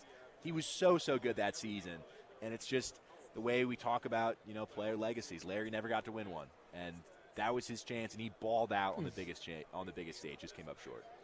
I'll go to the 2015 Super Bowl. One of my favorites ends famously in the Malcolm Butler interception. I don't really care about that one, though. To me, this is one of the most underrated moments in Super Bowl history. The Jermaine Kearse catch. The Kearse catch. That's a catch regardless of the outcome of the game that should be talked about as one of the greatest catches in football history. It's unreal that ball didn't hit the ground. I put it in the same category as how did the Edelman catch? How did that ball not hit the ground? It's the same thing with the Jermaine Kearse catch. That ball is bobbling around. I believe Malcolm Butler has a chance to knock that ball down. He jumps over him, and Kearse catches that ball. It should have set up. After that play, it feels like destiny. It should have set up a game-winning touchdown, and the Legion of Boom should have had back-to-back Super Bowls, and then Malcolm Butler happens. Should just give him the ball to Marshawn. But that Jermaine Kearse catch, it immediately goes into the category of all right, moments that we forget about forever because the team lost literally the moment after that happened. It's one of the best catches I've ever seen with my own 2 eyes. I mean, through a TV. It was an incredible catch, and actually that catch is part of my answer, really, not the play itself, but the rationale for my answer. My favorite Super Bowl moment is a two-way tie. I'll get the first one out of the way, or my next favorite Super Bowl moment. Two-way tie. I'll get the first one out of the way real quick. Devin Hester's game opening. Yes, you gotta give Devin Hester return. some love. I mean, thank God he's in the Hall of Fame. They did well lose the deserved. They did lose the game, and that I think speaks volumes to how amazing the play is. Yeah. Is that I think it's one of the most talked about losing team moments that you'll see over the course of Super Bowl history. To return the opening kick was so on brand for him, and that's the other thing. He was so elite. There really isn't a greater special teamsman. There are some other great special teamsmen. There isn't a greater special teamsman than Devin Hester. He was a serviceable wide receiver, too. Exactly. He was pretty the good. pure athleticism and just how impossible it was to tackle this man. So I think it's so on brand for him. I think the awesome part, too, even though the stadium, the crowd pop was amazing, no one's shocked that Devin Hester would run an opening kick back. If anyone's going to do it, it's him. You couldn't kick to him. Exactly. Even if he was in the back of the end zone, you couldn't kick the ball to him. He could take it to the house like that. You can't safely kick to Devin Hester. But now that I got that out of the way, because I just want to show that one some love, Julian Edelman making the most ridiculous catch I've ever seen en route to making an unbelievable comeback from 25 points down to the Atlanta Falcons for the New England Patriots. And there's a reason why I picked this moment, and it's actually aside from the catch itself, the actual play that he made, which is unbelievable. The concentration, the fact that he's moving through contact, he's heading to the ground. The ball is just inches from skimming the turf, and he's able to quickly grasp onto it again with his fingers. I love the video. It never gets old of him watching the replay on the field, pointing up, going, I caught it. No, look, I caught it. Unreal. So that's, all in all, it's I'll throw one other moment from that game in because it's Are we similar to thinking the of Curse the catch. same thing? The Julio The Julio Jones Jones catch. catch. It's in the same category as the Jermaine no, Curse catch. Doesn't get talked about. I don't know if it's as good as the Edelman catch. They're different. Like the Edelman catch almost feels like crazy luck. Julio Jones' catch along the sidelines is the unreal. Falcons were the game was slipping away from them at that point, right? I think they were maybe up one score. Pats at that had point. momentum. Pats had momentum. We're late in the fourth quarter. He makes that catch to put him basically in field goal range, and then you're thinking, all right, just run the ball. Like, please just run the ball, Atlanta. Noticing a trend here. Just literally run the ball. next play, Matt Ryan gets sacked. They're out of field goal range. Dante Hightower, arguably the biggest play of the game. Yeah. But I'm glad you mentioned that because that's what I was going to get to. Oh, I'm sorry. No. That's what I'm glad. I didn't mean to jump the gun. No. I'm glad you mentioned that though. The reason why I'm so happy that the Edelman catch happened as a member of the Patriots faithful is because it was finally the Patriots get back. Mm-hmm. Every single Super Bowl, even the Super Bowl that they won against the Seattle Seahawks, there is an acrobatic catch in every single one. If you think about it, you got the David Tyree catch. I wouldn't necessarily call the Mario Manningham catch acrobatic, but it was a unicorn of a play. It's a perfect It was a play. great catch and a perfect ball. You look at the Seahawks Super Bowl. You got the Jermaine Curse kicking the ball up in the air and catching it, almost sealing the deal for them, almost a third straight Super Bowl loss.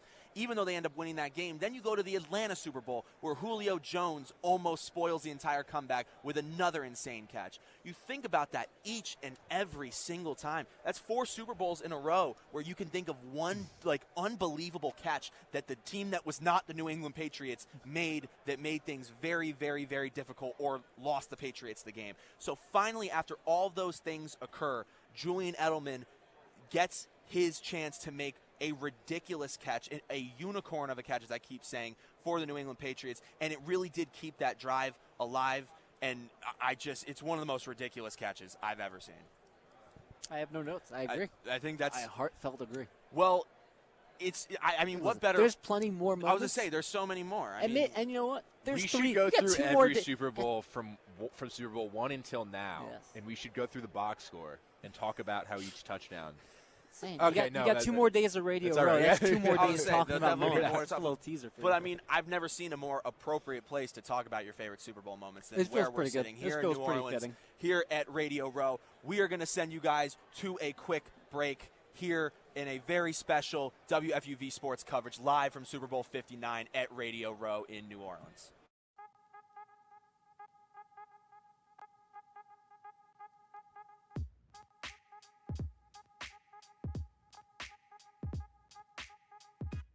How's it going, everyone? Will Tallant here, your New York Giants beat reporter for the 2024 season. Follow alongside me at Tallant_Will on X to catch all of the updates on your New York Football Giants from MetLife Stadium. With rookie sensation Malik Neighbors and big free agent acquisition Brian Burns, WFUV Sports is the place for Big Blue coverage. WFUV, your home for New York sports.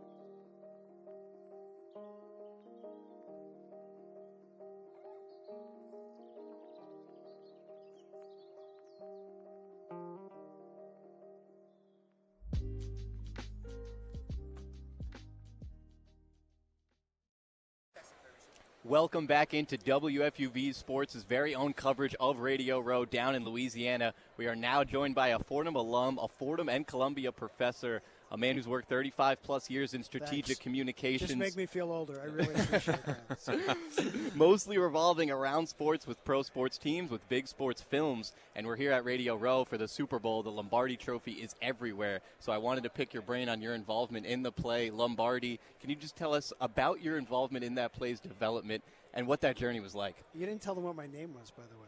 Joe Favorito. That's better. So, okay. Just making sure. Yes. So, anyway. Yeah, I mean, it was interesting. So Tony Ponturo, who was out of Anheuser-Busch, moved back to New York, started his own firm, helped him launch his firm, and then he said, we're going to do this play. If it works out, I'll let you know. 6 months go by, Tony called me. He said, I want you to meet with our producer, my co-producer Fran Kermser, we're going to do a play, and I walked into his office and took out David Maran's book, When Pride Still Mattered.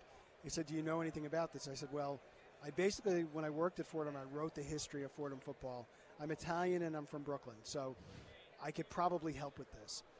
And the goal with the play was really to take an audience that doesn't traditionally go to Broadway, which is primarily male, 45 and younger, because most of Broadway audience is 55 and older female, and figure out how you could tell a story that has something to do with the business of sports, but is really about life. And, we were very lucky. David Maran has contributed to it. Our director was Tommy Kail, who had done In the Heights and went on to do Hamilton. Dan Lauria was the right person. Judith Light ended up relaunching her career. We were nominated for an Emmy. 8 months on Broadway, was the longest running drama on Broadway that year. 12 years ago now, I think it was. And it's kind of lived on to the point where I was actually in Green Bay for a film 3 weeks ago called Green and Gold with Craig T. Nelson. And the people that I met at the Packers who helped us when we did the marketing for the play are the same people. Actually, Aaron Popke, who's our head of business affairs, is here talking about the draft. This the exact same people who we dealt with in Green Bay 12 years ago. So, yeah, that was really the goal. And it was more about the Lombardi mystique versus the Lombardi coach. Mm-hmm. And it worked out really, really well and reached an audience. And, the memories we had of that were, unprecedented. Well, just in general, though, too, Joe, you obviously have Lombardi. You also worked on Creed 2, Coach Carter, lots of other very famous sports productions. And your background is obviously in strategic communications. What led to the shift in saying, hey, let's try out film, let's apply everything that we've done in strategic communications and really dabble into the film side of things? Well, it's funny. It wasn't by plan in any way, shape, or form. But it really just... number one is relationships. Number two is the ability to sit back and help someone figure out kind of what their narrative is. And number three is to help people who don't really understand the genre that you are in. So most of the films I worked on, I just finished working on two.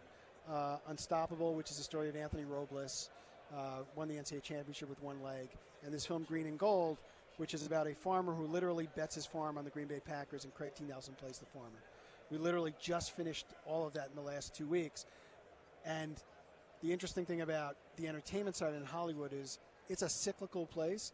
So someone who works at Amazon today may have worked at Warner Brothers before, and these projects randomly come up, and they remember if you worked with them well and your reputation is really what you have. One of the things I talk about in class in the spring at Fordham is the unwritten resume. And the unwritten resume is what people say about you or think about you when you were not in the room and how you impacted them. And we're able to take that and figure out, here's someone who can help us, and how I can take them and help them reach an audience that they're not reaching with the traditional outreach that they would do for, a movie.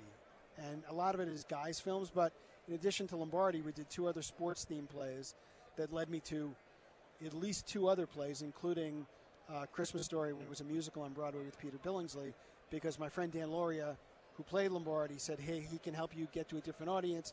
Peter Billingsley is a sports fan. So we did all those things. And, as you guys know, the only thing that people are watching as appointment television, other than maybe the Grammys or the Emmys, is sports. 92 out of 100, every year it's consistent. And that audience now, because of fashion, music, entertainment, translates over much, much better now than it ever has before.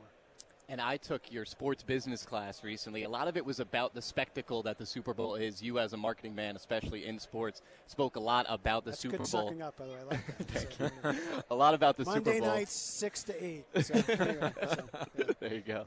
Yeah. So can you just go into how this Super Bowl and its marketing schemes, everything here at Radio Row, how it compares to maybe past Super Bowls? Yeah, this is the most interesting thing about this is I don't know how much longer it's going to be Radio Row, because I would say less than half are even what WFUV is on a terrestrial channel.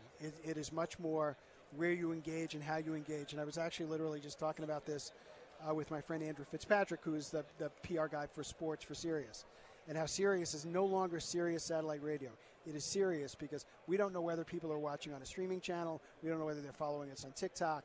It doesn't really matter. The idea is that this audience, this cumulative audience of people who are here and everyone they're reaching is in the multi-millions not just in the U.S., but you've got 11 Spanish language outlets here. You've got Ireland and the UK and Germany and Australia, because this is probably the biggest opportunity to market to an audience that may not watch the game on Sunday, but will want to be part of the pop culture experience that's going on with this, whatever this thing is on Radio Row, and it's only Wednesday. So. We've seen a lot of ads just driving by. There's a big Nike campaign ad on one of the buildings. Obviously, Kendrick Lamar is doing the halftime show, sponsored by Apple Music. And more from a marketing perspective, what goes into a campaign for something like the Super Bowl? A lot of money. I would imagine so. And on your personal experiences, what is one of your more favorite campaigns that you've ever been a part of? See, it's funny. I haven't done a lot of specific stuff around the Super Bowl because of the big numbers that kind of go into that. I still think the best, and we talked about this in class, the best marketing campaign, probably the lowest cost that ever happened, actually happened because of the blackout in New Orleans. And it has set a precedent before, which is the Oreo campaign, Dunk in the Dark. Oreo was not a partner of the NFL in any way, shape, or form. They had a war room ready in case something happened during the Super Bowl. They saw the blackout. They had everybody assembled in the room. They were able to produce a tweet that came out that said nothing about the Super Bowl, that took off in a viral space that nobody saw was going to happen. And that was, genius, foresight. And now you see for every major event, every brand has a war room hoping that they can take advantage of that they have not spent money on the millions of dollars around Super Bowl. But that's really the value of something like that. I always think that Dunk in the Dark, when we talked about, was really cool. The one thing I'll say about this place is if you look around and you go back even 3 or 4 years, you had X here and you had other social platforms. The only one here that's now is Threads. And the reason why is because the other ones are not a financial partner of the NFL. So to be in the room, you have to pay to be in the room. So you look around at all those partners on the outside. ESPN is back here on the radio side probably for the first time in 10 years. They've always done their other thing, but that's because of Pat McAfee. Pat McAfee drove that audience. He's got a massive stage right behind us, and right next to him is another piece of ESPN.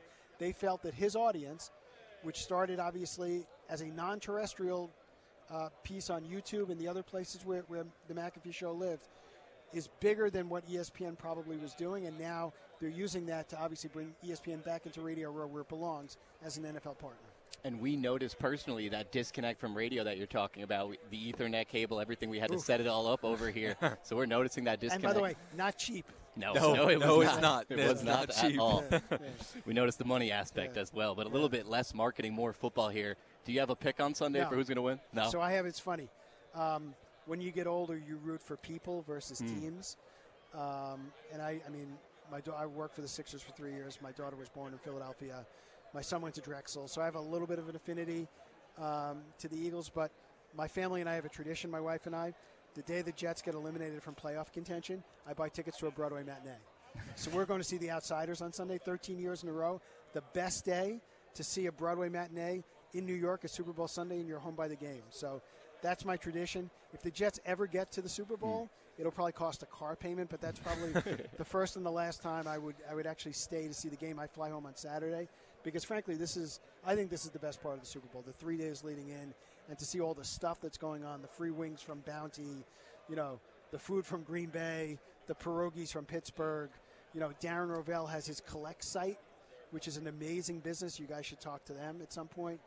And where this is going. And frankly, the thing that gives me really a lot of joy when I look around and I see, for some reason, like Brandeis and Alfred, other student radio stations that are here, I've said for the NFL for years, you want to know where this is going, then empower the young people to come in and actually partake in this, because you don't know where they're going to go. And I saw Jake Asman, who works at WFAN, who I met when he was here with Ithaca like 10 years ago.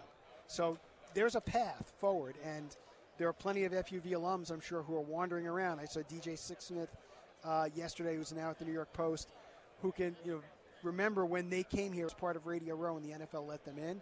That's a tremendous experience, something that you guys will be able to use for careers going forward, hopefully. And we'd love to sit and chat with Joe Favorito all day, but he's got a lot of other more important interviews to tend to right now. Right. So that's going to do it for us. We're going to send you to a little break. Don't go anywhere. We'll be here right back on the other side of Radio Row from WFUV Sports.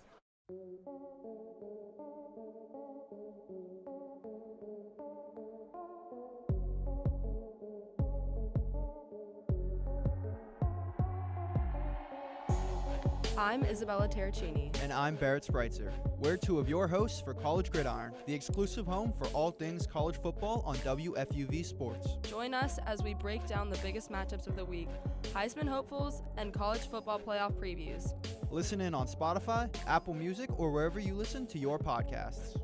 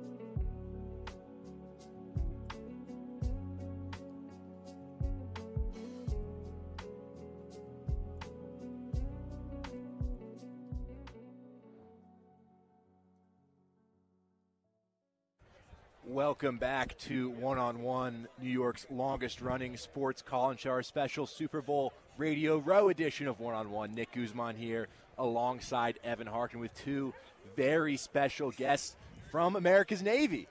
Absolutely. Captain Jervy Alota and Commander Tyree Barnes. How you guys doing? Amazing. This is an experience. We're doing great, and you guys are like the youngest people to interview us, so it's great to be sitting with people that we get, that we connect with. This is awesome. Absolutely. We get that a lot. Guys, how's Media Week been treating you so far?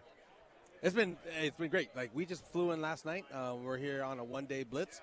We had an opportunity to experience New Orleans last night, and we're here just with an opportunity to tell our story, which is awesome.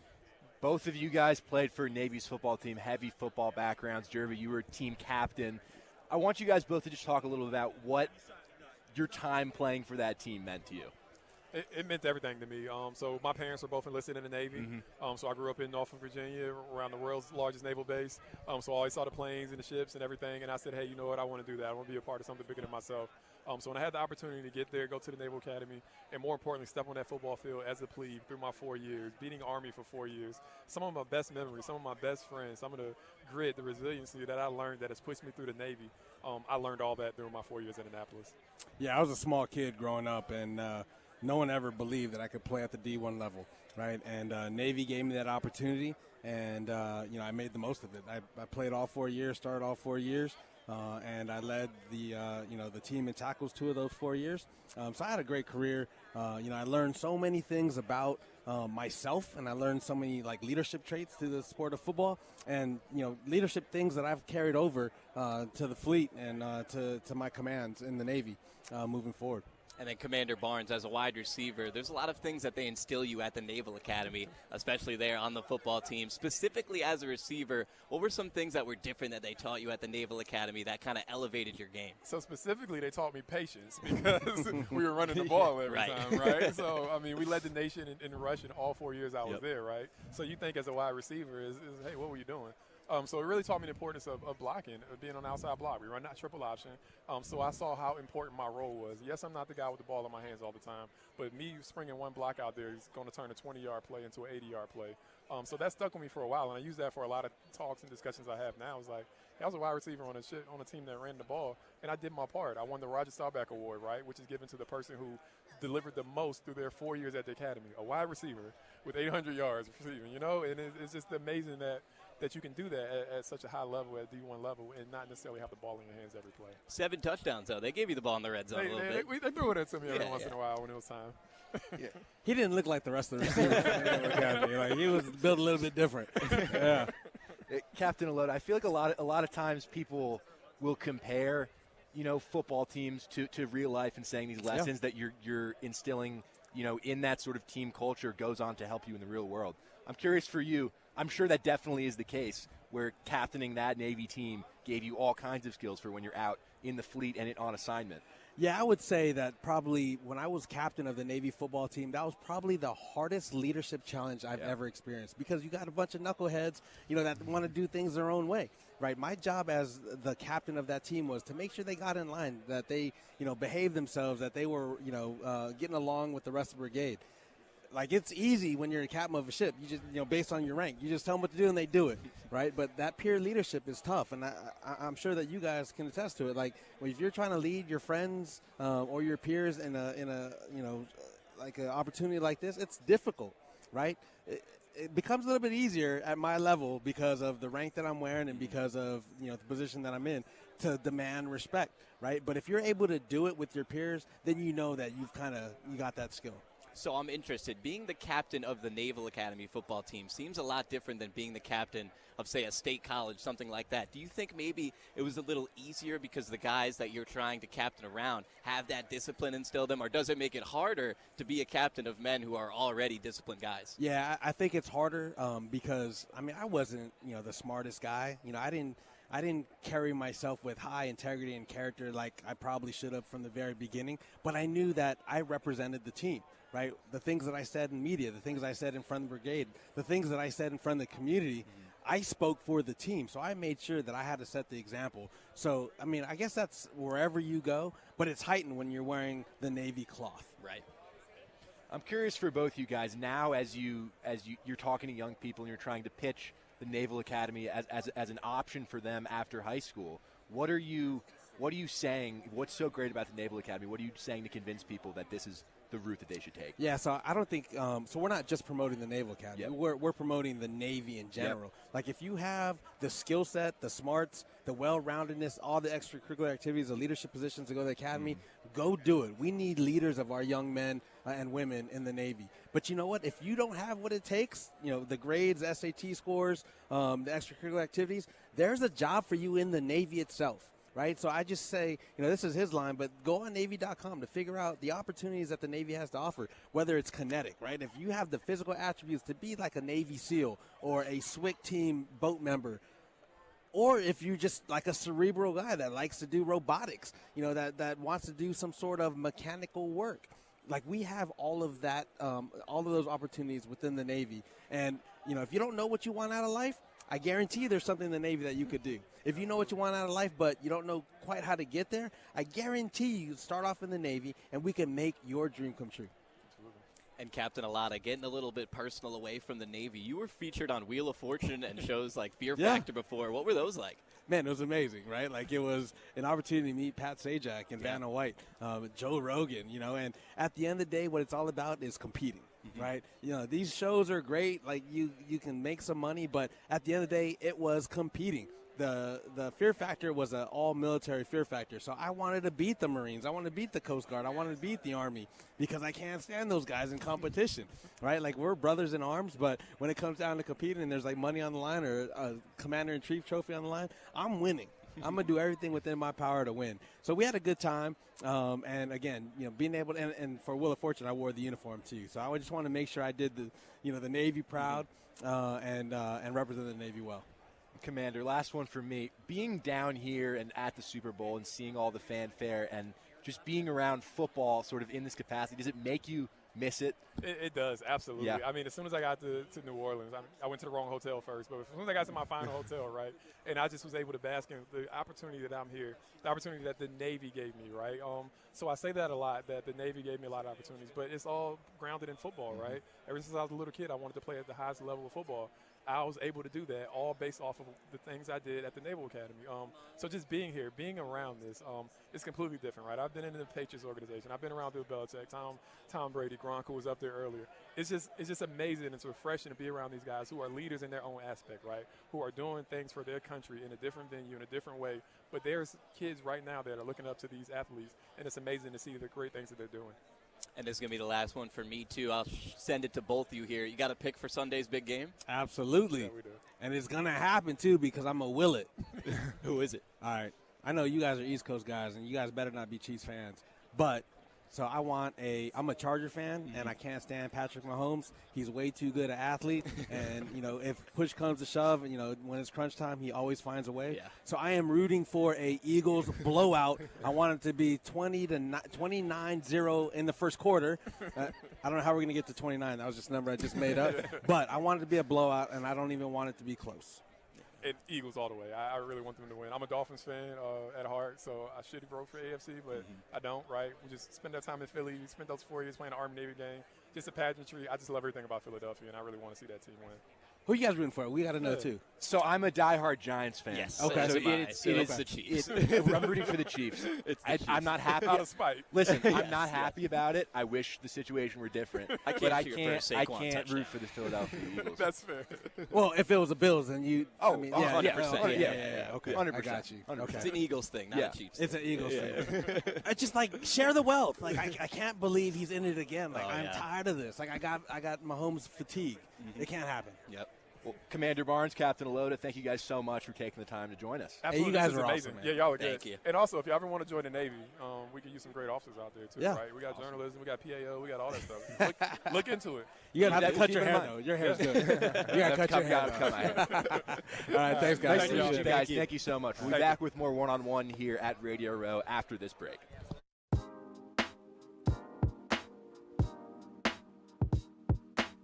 Hey sports fans, it's Bobby C. I'm the sports director here at WFUV. From live broadcasts of Fordham athletics to coverage of all the professional sports teams in the NYC, we've got everything a sports fan could ask for. Like talking sports? Check out One on One, New York's longest-running sports call-in show, as well as our diverse collection of podcasts. If you're a Fordham student interested in joining our program, feel free to shoot me an email, bobbyc@wfuv.org. And as always, thank you to all of our listeners who support us every week. 90.7 FM is the home of WFUV Sports.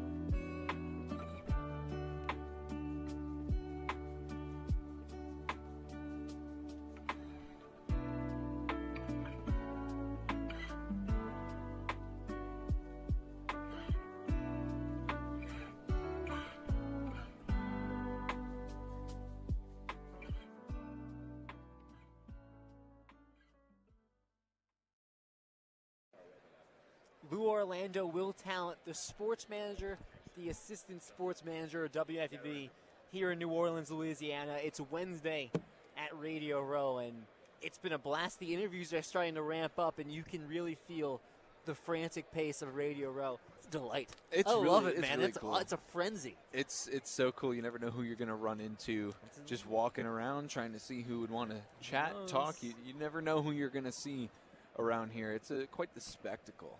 Well, I think it's a good way to put it. I think so, and I'm not going to give away, but a little secret, a little birdie told me that a Super Bowl winning player will be coming by to talk to us in, we'll call it 20 minutes or so, and when we say Super Bowl winning, impactful Super Bowl winning player, just leaving that there. Don't go anywhere. Why would you?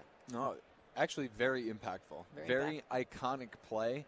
So hopefully we will see him relatively soon and get that interview underway for you. But yeah, while we wait, it's something I can't believe we've been on air for now 2 hours now. We really haven't it's been delved in.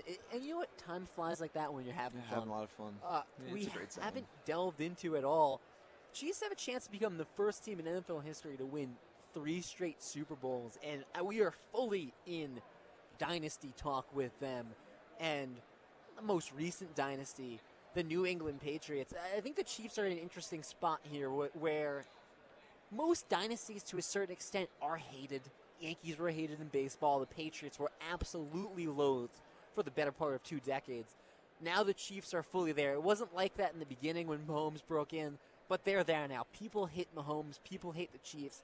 They don't want to see them back in the Super Bowl, and here they are again. They don't go away.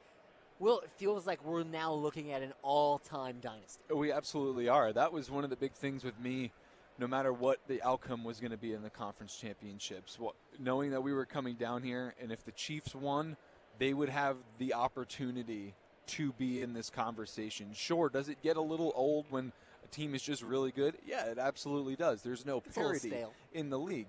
But I think if you sit back and you take a look and just appreciate how good that they've actually been, one day you'll say, wow, that was a really good football team. Now, you could say all you want about a certain call, this call, that call, whatever the case may be, whatever it is, the Chiefs are here. They're in this is their 5th Super Bowl in the last 6-7 years. So, greatness is greatness. They have been truly great, and they're trying to do something that's never been done before. The Patriots never did it. Now, this dynasty, and I think it's fair to call the Chiefs a dynasty right now. Even if they don't necessarily win on Sunday, they got 3 in their period. I know a three-peat is the big thing. They already are a dynasty. They already are. Right now, it's a lot shorter-lived than the Patriots, but we're in year 6 of that right now. So I think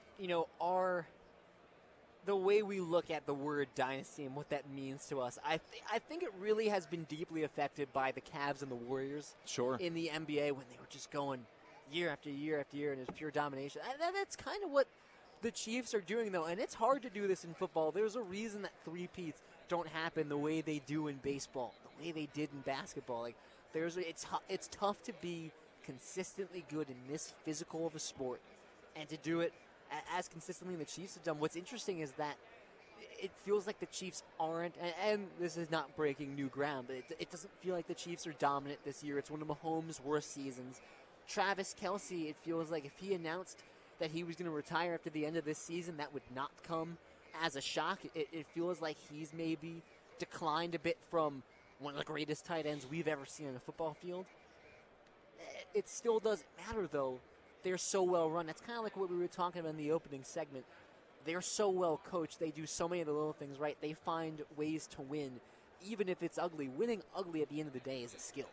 The Chiefs have been very good at that, especially over the last couple of years when they've really started to put it all together. They won the first 2. They lost that one to Brady and the Bucs. And then the year after that second one being last year and where they are now, last year they really put a bow on how complete of a team they are. They will find a way to win a ball game no matter what the circumstances are. They just have that X factor that you don't see in a lot of teams in any sport in any year. They know to get the job done. the saying goes, you're not going to bet against Mahomes until he is proven to be beaten. He was beat the one time against Tom Brady, and since then, no one has been able to stop him. So you just got to appreciate the greatness of it. It's truly something that you don't see all that often. The Patriots, they never won 3 in a row. They did win 6 in a 20-year span. More sustained success. For sure. And in football, I think the term dynasty, it means a little bit of a different thing. And what I mean by that is, well, first of all, we've never seen a three-peat. In basketball and in baseball and in hockey, if you win 3 in a row, that is when people say you are a dynasty. You look at the Giants from San Francisco Giants, I should say. They were not a dynasty. Right. They won 3 in 5 years. In baseball, you got to go back to back to back. That is a true dynasty. Basketball, you got to go back to back to back. Now, I know that you can make an argument for the Warriors for how good that they were. I think you have to. They did go back to back. I think it's just a unique period in basketball history that the same matchup happened 4 years in a row. And I guess, you could call the Warriors a dynasty. I know they lost that one to the Cavs, but they did end up winning another one, kind of like the Yankees did in 2009 to cap their dynasty of that core. So the term dynasty, I guess it could be interchangeable. I am a firm believer of if you win 3 in a row, that is a pure dynasty. And if the Chiefs become the first team to ever do that, I don't really care what any of the haters say. That is really, really special that we were able to witness that. I think this is a fun way maybe to contextualize it, make a little game out of things. And in the comment section, which has been quite lively, to answer Jack's sister, we have not had beignets yet. We're looking forward to it. That's in the plans. We actually got this QR code for gumbo and beignets. We need to. Right we need here. to do that. So we got to check it out. It's a link to a Canva slideshow, and it's got a menu for anyone here at Radio Row. Gumbo and beignets. So we'll get to that. It's very important. I'll open this up to the comment section. I'll open it up to our actual crew in front of us. Since the turn of the 21st century, when we're talking dynasties, where do the Chiefs fall right now? And obviously, big question mark, they haven't won this one yet. Right. Would you count the Lightning? I think the Lightning have to be in the conversation. Yeah. Obviously, I think we're talking about the Pats in the conversation. Pats? Yankees, I guess, right? I mean, I don't know if Yankees in the 21st century counts. No, 2000 even if they won 2000. It was at the end of the dynasty. Listen, if they're in the conversation, they're at the bottom. If we were able to count it, and maybe if it was 90s, okay. Maybe it's my fault. We stretched it into the 90s. I think all time, right? The Yankees have a few dynasties that you could. The Ruth era, the Mantle era, the 90s era. Would you consider the Red Sox, the 2000s Red Sox, a dynasty? 07 and 13. I think the Chiefs probably pretty. That's right. Aren't they top 3? The Chiefs. So here's what I think they're contending against. Right? We're talking about the Warriors. Are the Cavs a dynasty? No, they only won 1. So I don't think they're. Astros, as Evan Harkin pointed out.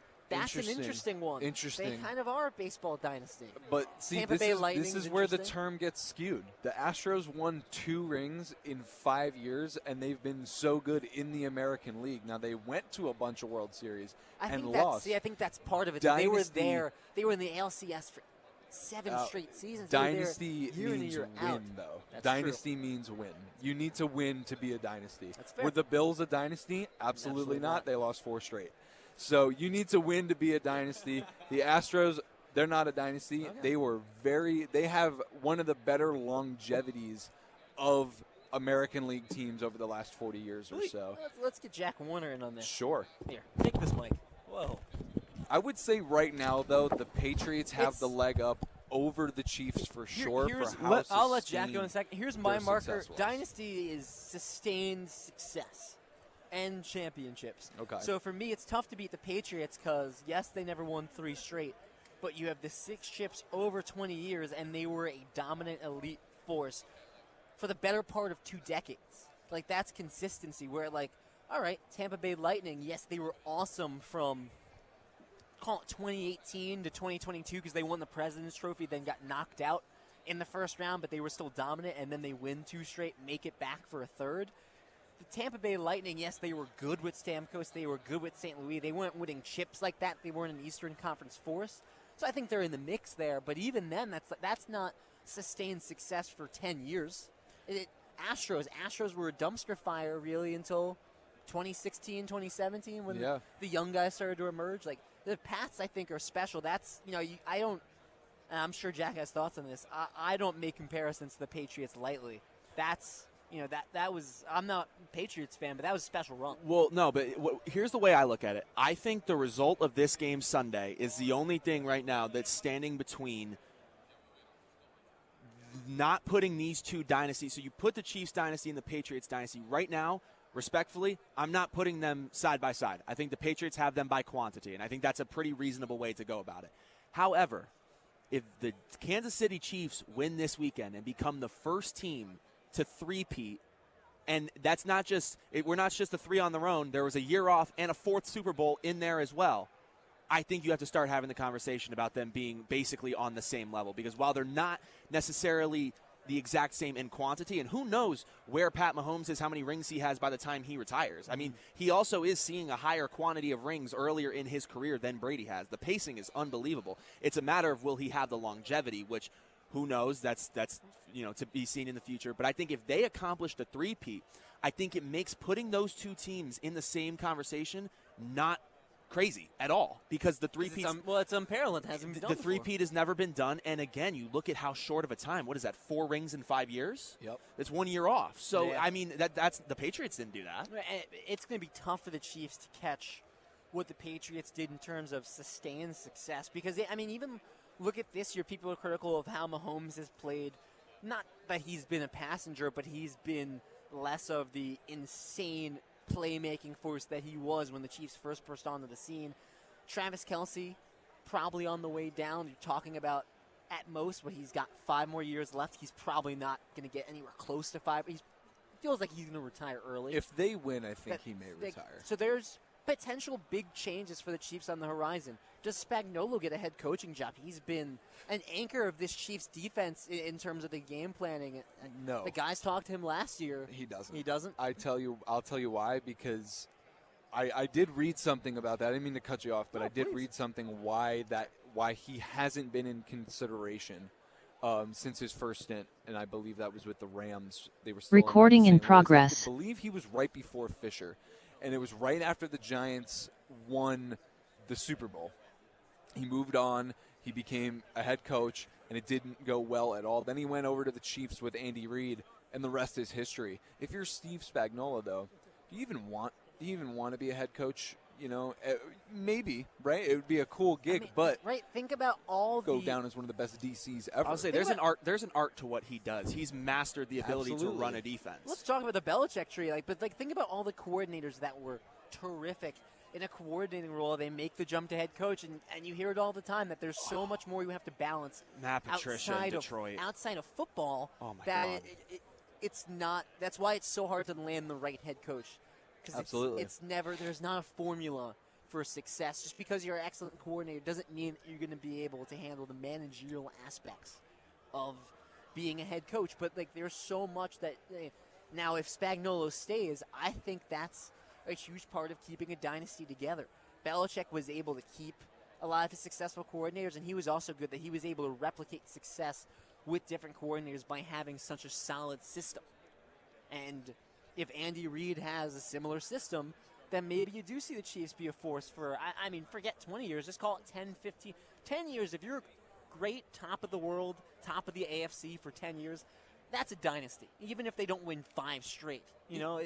Even if they don't win this one, but if they're top of the AFC, top 2 seed for, they've already been great for 5 years, they're great for 5 more years, it's going to be one of the greater football dynasties of all time. They have a chance to be the greatest football dynasty of all time. Again, there's a lot of ifs, after this year of, what their personnel is going to look like. But you know what? That was the same thing with Tom Brady. When you play as long as Tom Brady did, he played with countless. There's guys who ended up, starting their coaching careers, and they were once Tom Brady's teammate. So it's certainly there's still a lot left to be desired. They're obviously focused on this weekend, but I do think a win on Sunday for the Chiefs makes the conversation, or the comparison, I should say, between the Patriots dynasty and the Chiefs dynasty a lot closer. I think at that point, the only thing that sets them apart is the quantity of the rings, and that only. It narrows the gap because it's. I'm a big proponent of sustained success, but when you win championships year after year, if you're able to do it 3 straight, like Will said it, that's a dynasty. It's really hard to argue against it. You win 3 straight, you're dominating the league for 3 straight seasons. Especially that's so hard now to do. in sports. Of course, in any sport, but in sports now. When is the last time there's been a three-peat in anything? Was it the Yankees? Were they the last three-peat of any sport? That was 25 years ago now. There's nothing in basketball. I only think of the Islanders. In I guess. the The Lakers. I guess 80s? the Lakers. Yeah, Islanders in the 80s. That's 4. Was it the Lakers? It's, I guess Lakers Yankees kind of overlap though. Did Lakers did 3-peat? They did 3-peat. Yeah, early on. So that's the last one. So Lakers that's the last that's one. the last one. You know, so.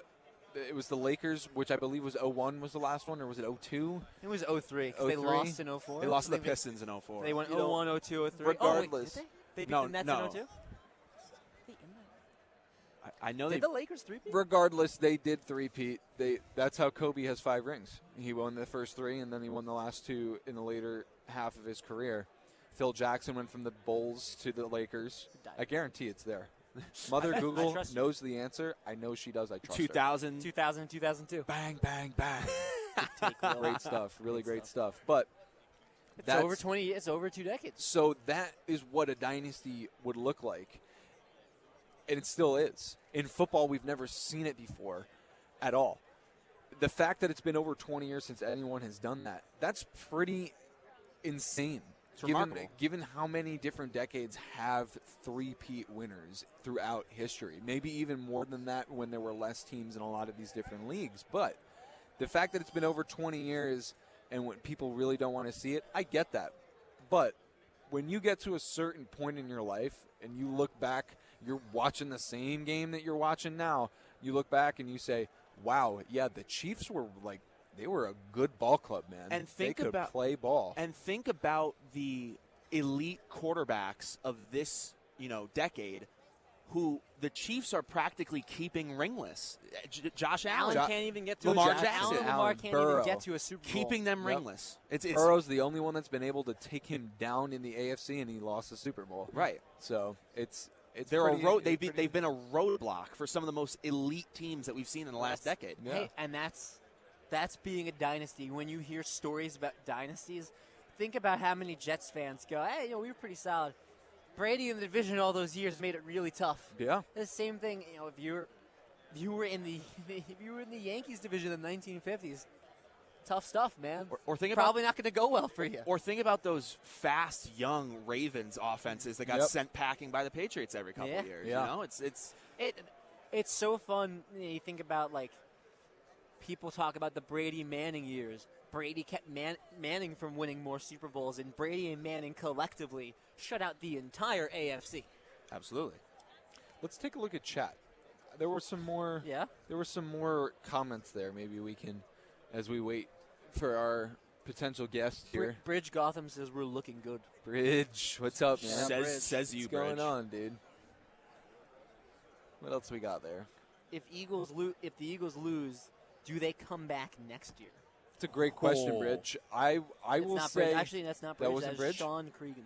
Sean Cregan. He's been very active. Shout out Sean. Sean, that's a great question. Will they be back?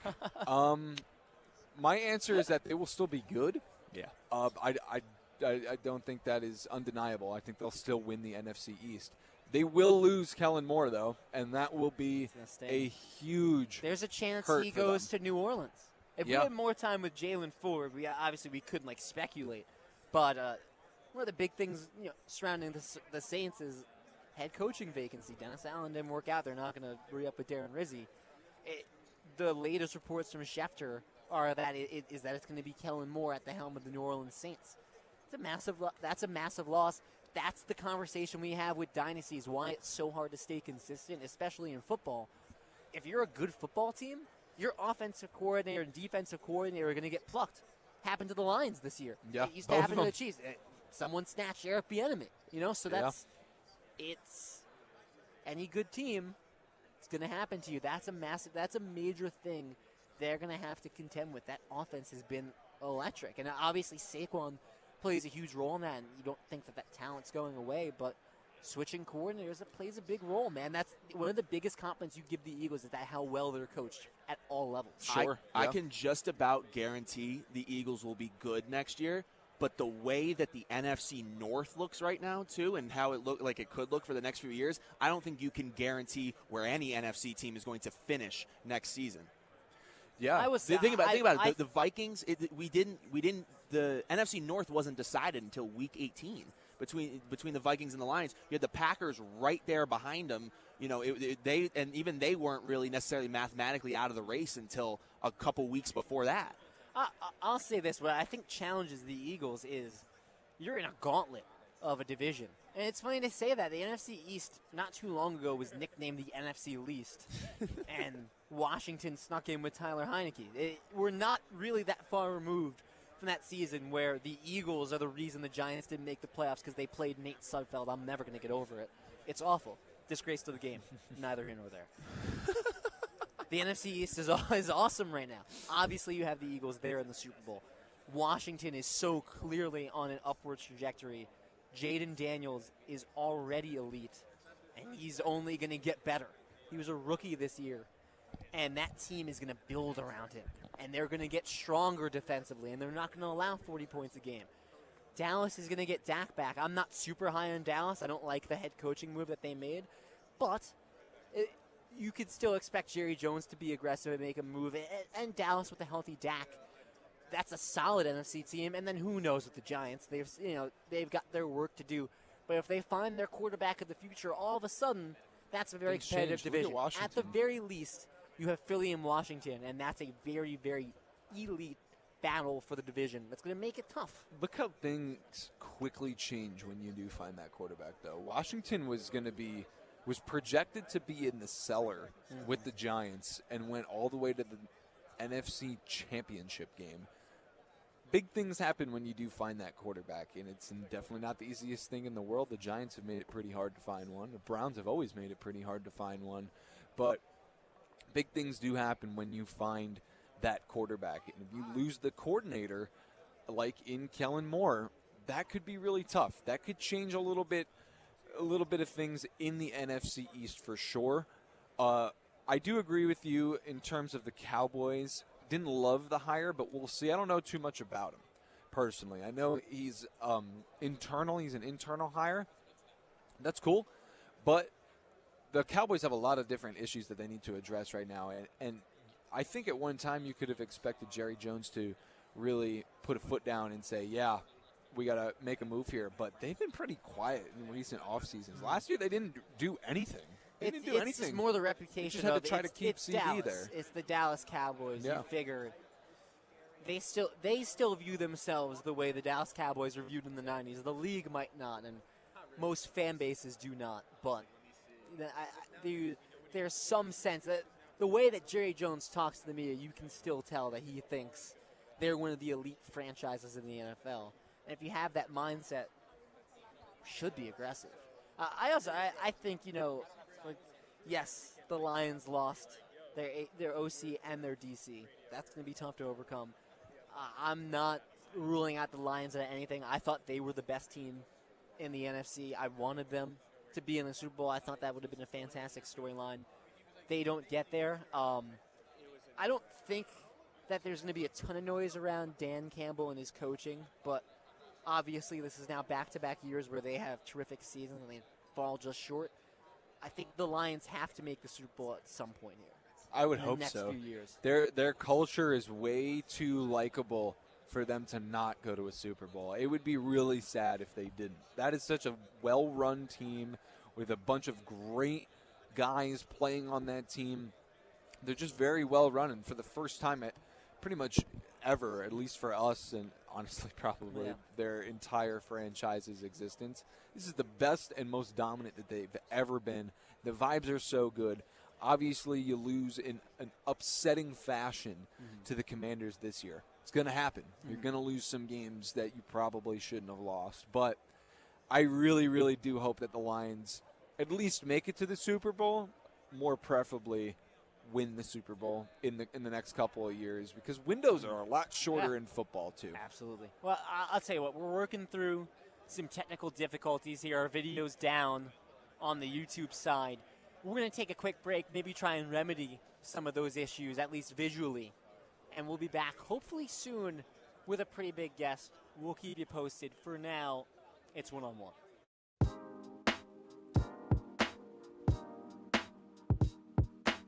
Hey, sports fans, it's Bobby C. I'm the sports director here at WFUV. From live broadcasts of Fordham athletics to coverage of all the professional sports teams in the NYC, we've got everything a sports fan could ask for. Like talking sports? Check out One-on-One, New York's longest-running sports call-in show, as well as our diverse collection of podcasts. If you're a Fordham student interested in joining our program, feel free to shoot me an email, bobbyc@wfuv.org. And as always, thank you to all of our listeners who support us every week. 90.7 FM is the home of WFUV Sports.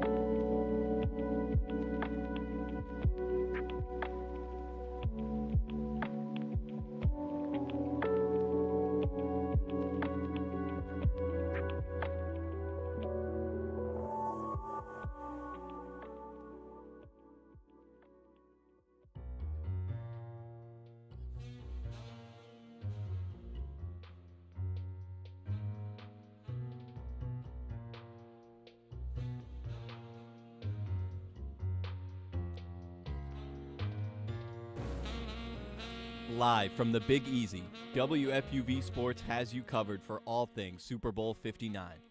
I'm Will Tallant. And I'm Evan Harkin. We're two of your Super Bowl 59 beat reporters, keeping you up to date on all of the events during Radio Row from New Orleans. Will Patrick Mahomes and the Chiefs make history with their third straight Super Bowl victory? Or will Saquon Barkley and the Eagles soar to their second Super Bowl win in franchise history?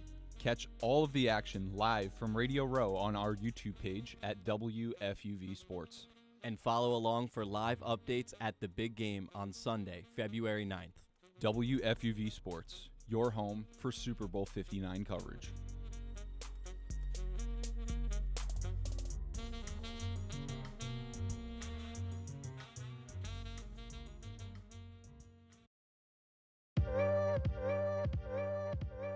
What's up, everyone? I'm Lou Orlando. I'm Nick Guzman. And I'm Chaz McAdams. We're your broadcasters for Fordham men's basketball. Led by Jackie Johnson, Keith Urgo's Rams are looking to make waves in the 100th anniversary season at the Rose Hill Gym. We've got you covered for the highs, the lows, the X's and O's as Fordham takes on the gauntlet of the A-10.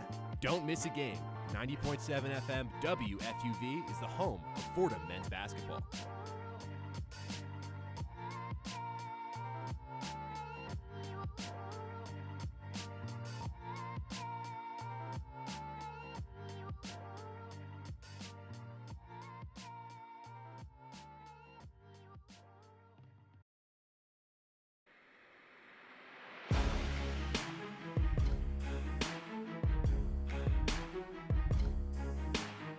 I'm Chaz McAdams. And I'm Ben Oppenheimer. And we are two of your hosts for On the Hill, the flagship podcast of Fordham Athletics. We'll be talking about everything from football at Moglia Stadium to hoops at the historic Rose Hill Gym, discussing the ins and outs of all Ram athletes, teams, and big games. If you want to be part of the Ramily, then listen to On the Hill from WFUV Sports.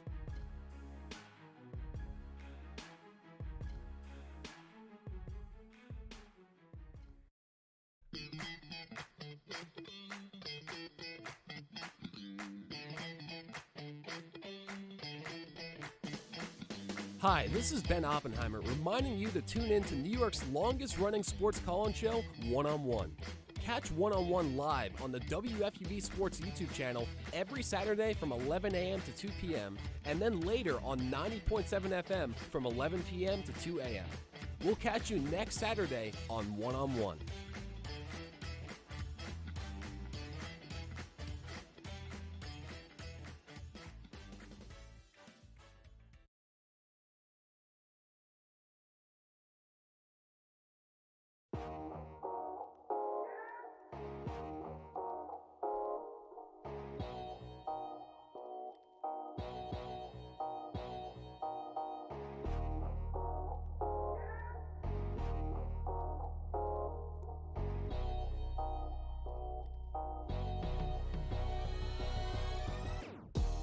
Hey guys, Grace McCarran here with Jack Warner. And we're two of your hosts for Nosebleeds, WFUV's one and only baseball podcast. We'll keep you in the loop on all tri-state news with the Yankees and Mets, as well as the biggest headlines from around the MLB. Catch weekly episodes of Nosebleeds on Spotify, Apple Music, or wherever you get your podcasts. Take a trip around the bases with Nosebleeds on WFUV Sports.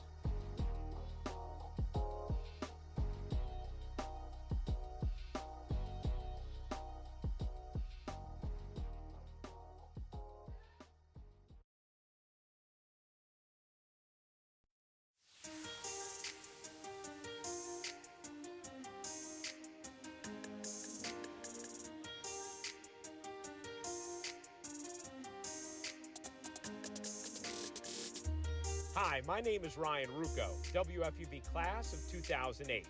WFUV is your home for all things Fordham athletics, with live coverage of Fordham football, Fordham men's and women's basketball, in addition to our Saturday show, One on One. Stay right here on 90.7 FM for all things WFUV sports.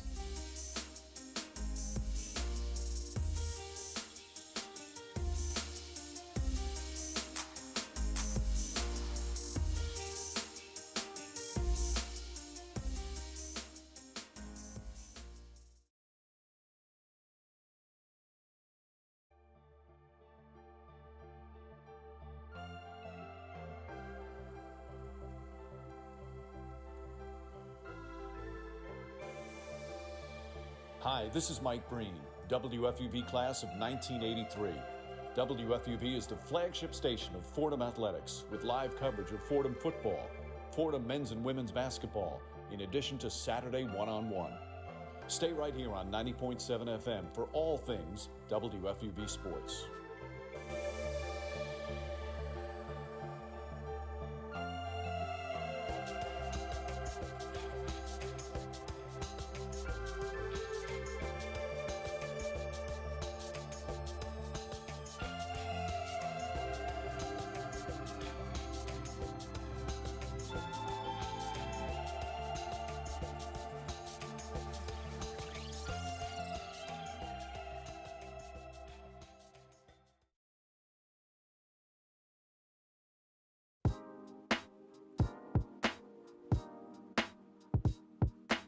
Hey sports fans, it's Bobby C. I'm the sports director here at WFUV.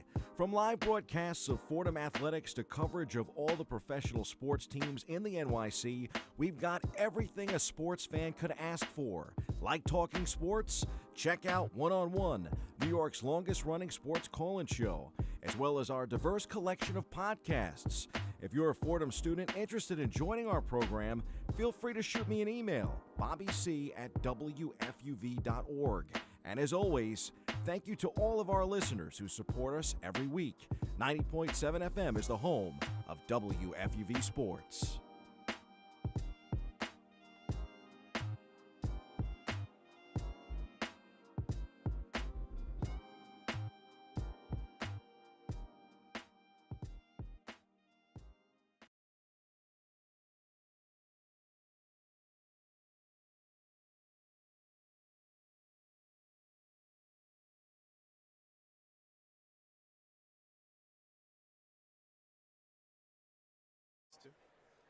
Hello and welcome back to Radio Row here in New Orleans, Louisiana, ahead of Super Bowl 59, and we're at table 59 as well here with Nick Guzman. I'm James Birle here with WFUV Sports. It's been a wild day to say the least so far.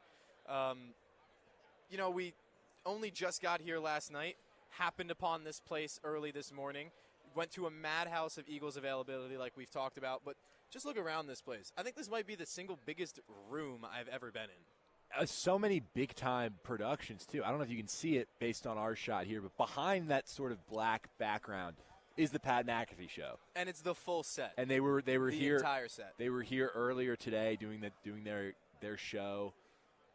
All the personalities were there. Kay Adams was over there. Cam Newton's podcast getting set up now. Mm-hmm. There's all kinds of people here. There's Nickelodeon, SpongeBob, and Patrick are right in front of us. Well, we actually may have run into an old friend, WFUV alumna connection there. We've got FanDuel TV over on the end. We've got SiriusXM has cornered off the entire back row. And I wish we could show you guys just how much that setup is. Teams of people, thousands of dollars of technology in every little set and here. Ethernet. And Ethernet, yeah, thousands of dollars worth of Ethernet. But that's neither here nor there, and we're still a couple potentially guests away from ending the show today, but we couldn't have ended today's talk without a little look at what this day has been so far. Obviously still a great privilege to be here. You just heard the voice, Bobby Chaffardini. Want to send a great thank you to him and the rest of the team at WFUV Sports for getting us out here. Nick, so far we've spoken to Eagles quarterback Jalen Hurts. We've spoken to a number of other members of the Philadelphia Eagles team. We've been trying to wrangle some guests around here.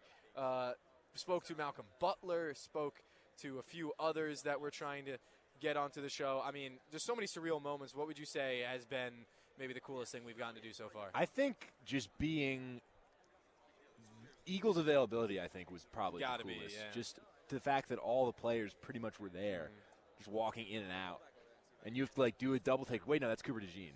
That's, and he just walks right in. And I think there's something to be said as well of the fact that they went 20 guys deep in the availability if you include the guys who were at the podiums and the guys who were at those tables. This roster is kind of ridiculous, and you don't really get to appreciate it until you're in a couple of rooms with all of them, just how good it is that you've got as many as 10 to 15 different positions represented, and you've got an elite player in pretty much each of those categories. No, and they're still the underdogs. And they're still the underdogs. And it's really interesting to look at. They're so talented in literally every position. But, people have brought up that this is like a boring matchup. This is the end of the world, that it was the Eagles against the Chiefs. It is a little bit in terms of, for my rooting interest. Sure. But in terms of the talent, these are two of the premier teams in the National Football League that deserve to be here. I think we've established that at this point. I think they've established that, certainly. The Eagles' second Super Bowl appearance in 3 years. Chiefs are here every year. They just live for this sort of thing, I guess. But I think it also needs to be said that, yes, the underdog in my soul, the one that wants to see, David conquer Goliath, would have loved to have the Commanders here, would have loved to have the Lions here, the Bills, Ravens, all worthy enough opponents that could be here. It's crazy to me that Mahomes has never been beaten by Lamar in the playoffs, has never been beaten by Josh Allen. Really, Joe Burrow is the only one. But, I mean, that's what greatness is. That's legacy. I don't think we're there yet with Patrick Mahomes, really. I mean, Brady's the GOAT. He proved that. He did it till he was in his mid-40s and he was still winning Super Bowls, But I think, this Super Bowl, that just about creates the parallel. If you get that three-peat, I think it's pretty hard not to draw those comparisons come Sunday night. It feels like a little unnatural that directly after the Tom Brady era, there's somebody there to match, to challenge him. And I think he's not quite there yet, but all they do is keep winning. So it's at a certain point, even if people are going to try to, if you bring up that conversation, that comparison, people will try to shut it down. But if they keep winning, there comes a point where you can't shut down that conversation anymore. So maybe not quite Brady. I think Brady's kind of created now. He's the consensus GOAT. I don't think anybody's arguing that at this point. But is Mahomes now in the same category or even above a Peyton Manning? Is he in the same category or even above a Drew Brees? He's right there, if right not there. Above. He's right there. What he's done in his career so far with the accolades, there's been turnover in that Chiefs team. You think about losing a guy like Tyreek Hill. Yeah, he's your number one receiver after Kelsey. Doesn't really impact them at all. Yes, the offense slowed down a little bit, but then you compensate for that by starting to develop such an elite defense that doesn't allow opponents anything. And I think for them to have gotten here with multiple different, styles of play, they were an offensive powerhouse in 2018, 2019, 2020 when Mahomes was first breaking out, and those teams would score a lot of points, but defensively they would be leaky. I think about that AFC Championship game back in 2018, Brady and Mahomes at Arrowhead, where the Patriots won in overtime. That was a game where, the Chiefs defense couldn't get a stop, and it was just Mahomes versus Brady going back and forth. Now you think about watching a Kansas City Chiefs game, they only get stops. Yeah. And for them to have built, these different looking types of champions to kind of go around with whatever's available in the offseason to reamp, it's just so impressive. I think that's a good point to be made too about the defense, about the progression over several years. That it's not just like it's a cakewalk through the AFC and that's why they're here. They've gotten better too. Mahomes has gotten better. He's adapted his game. You might say some of it is flopping, diving, but he's matured in a way where he draws penalties. I think even that alone is now a mental edge. You go into a game thinking, man, the refs already aren't on our side. Whether you believe in that reality about the Chiefs and the relationship with the officiating or not, I think a lot is to be said about the mental edge that does have in a competition. And Mahomes isn't the only one drawing comparisons to those elite Patriots. You think as well. I mean, Mahomes and Kelsey is kind of like Gronk and Brady, and I think we are going to welcome success for Evan Harkin. Success for Evan Harkin, and we think we're going to name another special guest. Yeah, Evan, you want to sneak in and take this off me? Evan Harkin's coming in hot.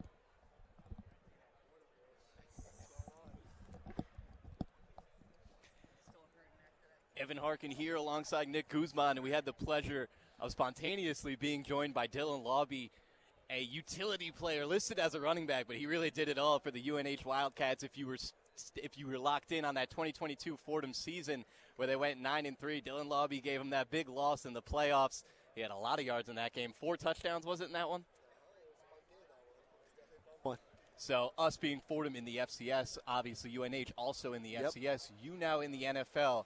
What was that like, FCS to the NFL? How would it be different than FBS in your mind? I mean, I think the biggest transition for me was going from New Hampshire to Vegas because, I mean, Vegas and New Hampshire are completely different. But as the game-wise, of course, you got bigger guys, and I think it was more about being a professional because now you're playing against grown men that have families that have to survive every single week, and you're playing against the best, man. In college too, you're playing against great competition, but not everyone on the field is the best. But at the same time, if you ask any FCS guy, man, we always have that chip on our shoulder because we are a small school guy. We aren't a Bama player or a Georgia player or like a Michigan player. So we always have to have that extra kind of step to us. So. And has that chip on your shoulder, has it elevated you, given you a better chance to succeed over there in Las Vegas? 100%. I think just from every practice and every day, I've kind of had to prove myself. And there's times where I've already proved myself. At the same time, like to me, I always have to have that constant thing of just, hey, always get better, always get better, because you never know in the league, man. It could be your last day. It could be you be in it for a year, 2 years. I mean, it's such a crazy league now where it's truly the best of the best. And if you aren't stepping up to the task, see ya, gone. Dylan, I'm curious, what was it about UNH that made that the right situation, the right fit for you in college? To be honest, that was truly my only offer. Yeah. So it was my only offer. And when I went there for the visit, I was like, yeah, this is my new home. This is definitely my new home. And before I got there, they were, I think, 14 consecutive years in the playoffs. So, like, they were a high-branded team in FCS. So it was kind of, like, cool being, okay, I'm going to be on a winning team. And then when I got there, we had 3 straight years of losing seasons. So it was like, what the heck is going on? And then that junior year, we won the conference championship. We played you guys first in the playoffs. We won that game, and then we lost to Holy Cross, which is... We've had some brutal losses to Holy Cross, too. Some brutal losses. That's my arch enemy right there. Us, too. Now, I listed you earlier as a utility player. A big reason for that was the different types of stats you had in your game against Fordham in 2022. So I'm going to read them off. Dylan Lawby rushing 29 carries, 157 yards for an average of 5 and 3 touchdowns, receiving 127 receiving yards and a touchdown, and then 120 kick return yards as well. But in the NFL, you've been listed as a running back, and that's a position that is very tricky at this point now in terms of contracts, in terms of the respect they should be getting for the amount of work, the amount of tackles, the hits, pass pro. It must be very hard to block somebody unblocked twice your size. So how do you feel the league treats running backs?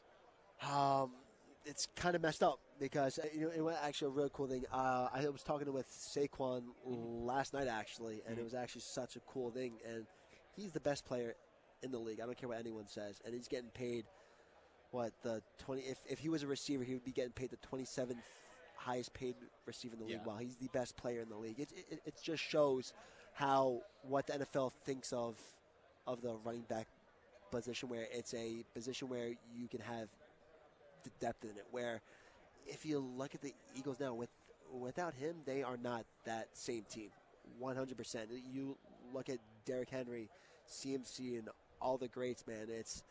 It's a position where you have to be a running back, a lineman, a receiver, a special teams guy. Like, you have to do every single position on the field, and that's probably the only position on the field that has to do all those different things. Dylan, as an FCS guy, you clawed your way to get into draft conversation. Take me back to last spring when we're in the 6th round and your name's finally called by Vegas. Well, it was day 3, and I didn't realize day 3's all day. It's from 12 to, I think, like 6 or 7 p.m. I didn't get called till like 5 p.m. So I'm waiting there for 5 hours. It's the worst day of my life. I'm screaming at my family. I'm like, everyone just shut up and just leave me alone because this sucks. But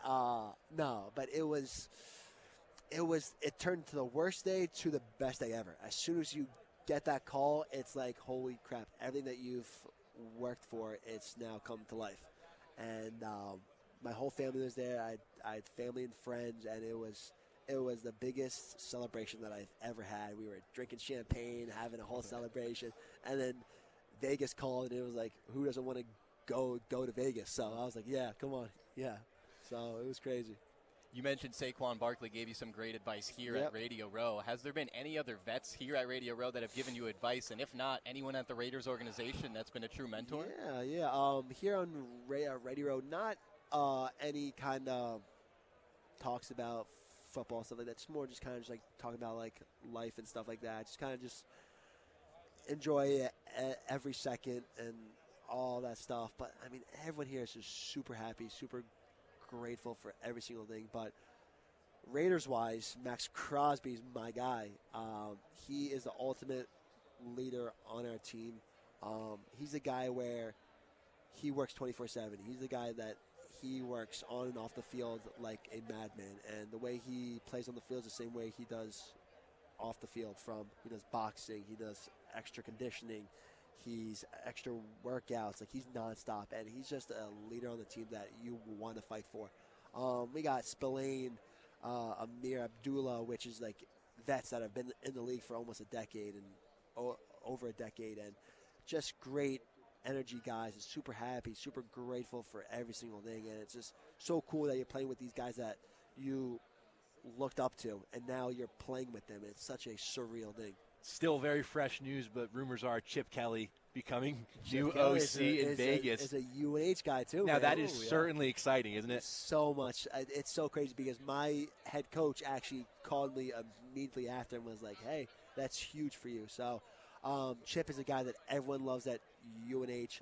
He's a great coach. He was with the Eagles, UCLA, Ohio State. So, I mean, he's got a sick resume. It's going to be a really fun year. Well, it was great to talk ball with you, Dylan Lobby. Great to have you over here. Appreciate One of it, guys. Fordham's biggest arch nemesis, but a very good player there at UNH, now at the Raiders. And stay tuned because we'll be back with more of one-on-ones coverage of Radio Row. Thank you.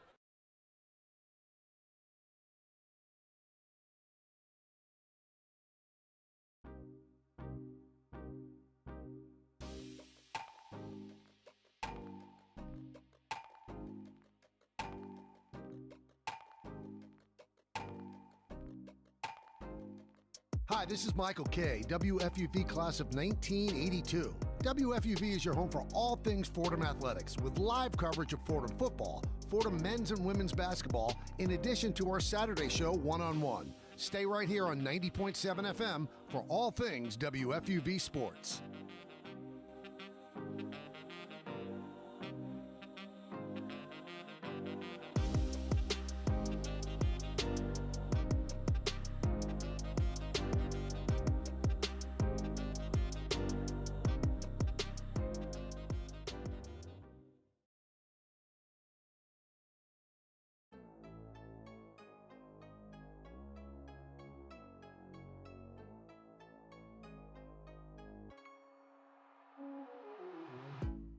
Hey, this is Chris Carino, Fordham and WFUV class of 1992. WFUV is your home for all things Fordham athletics, with live coverage of Fordham football, Fordham men's and women's basketball, in addition to our Saturday show, One-on-One. Stay right here on 90.7 FM for all things WFUV sports.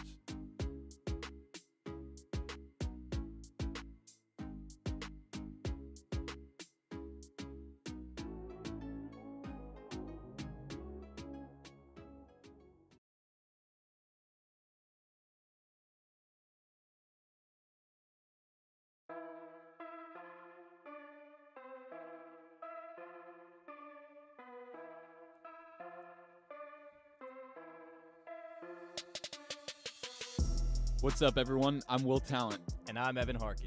We're two of your hosts for NFL Friday, WFUV Sports' exclusive NFL podcast. From breaking down the weekly slate to fantasy football pickups, we've got you covered on all things around the NFL. Stay tuned for our hosts' weekly picks as they compete against each other all season long.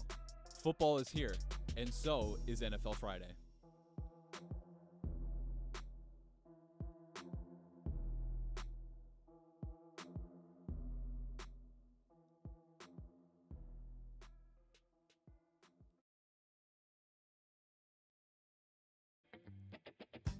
Hey, it's Chaz McAdams here calling you to tune in to WFUV Sports One-on-One, New York's longest-running sports call-in show.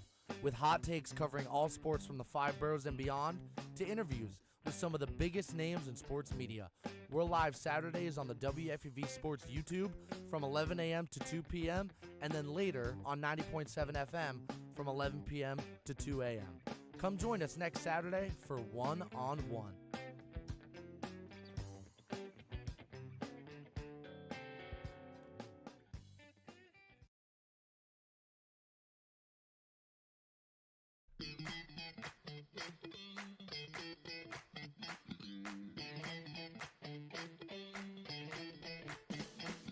Hi, this is Ben Oppenheimer reminding you to tune in to New York's longest-running sports call-in show, One-on-One.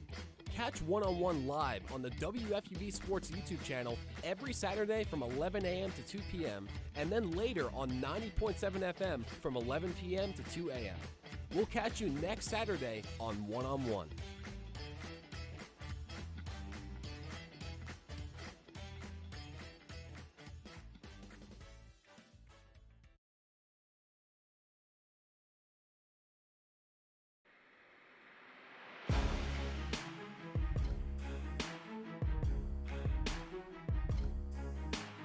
I'm Chaz McAdams. And I'm Ben Oppenheimer. And we are two of your hosts for On the Hill, the flagship podcast of Fordham Athletics. We'll be talking about everything from football at Moglia Stadium to hoops at the historic Rose Hill Gym. Discussing the ins and outs of all Ram athletes, teams, and big games. If you want to be part of the Ramily, then listen to On the Hill from WFUV Sports.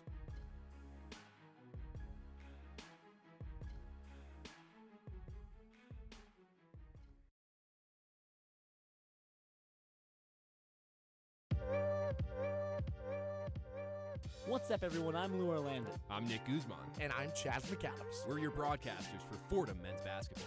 Led by Jackie Johnson, Keith Urgo's Rams are looking to make waves in the 100th anniversary season at the Rose Hill Gym. We've got you covered for the highs, the lows, the X's and O's as Fordham takes on the gauntlet of the A-10. Don't miss a game. 90.7 FM WFUV is the home of Fordham men's basketball.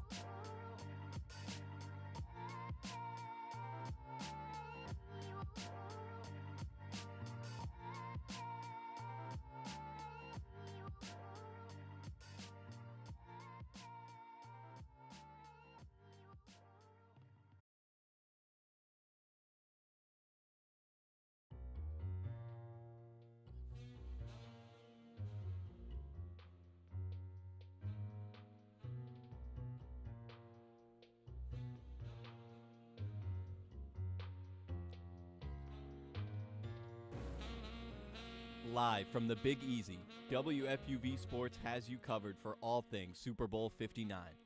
I'm Will Tallant. And I'm Evan Harkin. We're two of your Super Bowl 59 beat reporters, keeping you up to date on all of the events during Radio Row from New Orleans. Will Patrick Mahomes and the Chiefs make history with their third straight Super Bowl victory? Or will Saquon Barkley and the Eagles soar to their second Super Bowl win in franchise history?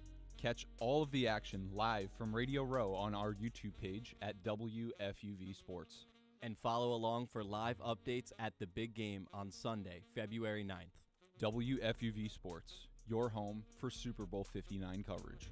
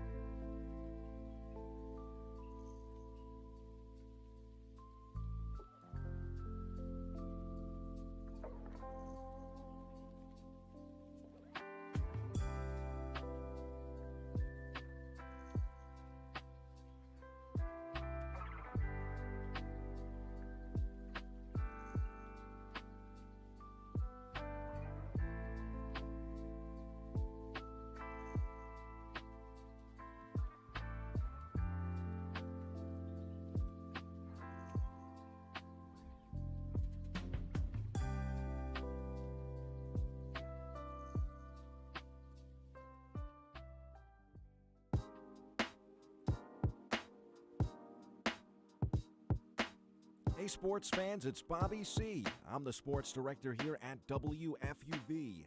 From live broadcasts of Fordham athletics to coverage of all the professional sports teams in the NYC, we've got everything a sports fan could ask for. Like talking sports? Check out One on One, New York's longest running sports call-in show, as well as our diverse collection of podcasts. If you're a Fordham student interested in joining our program, feel free to shoot me an email, bobbyc@wfuv.org. And as always, thank you to all of our listeners who support us every week. 90.7 FM is the home of WFUV Sports.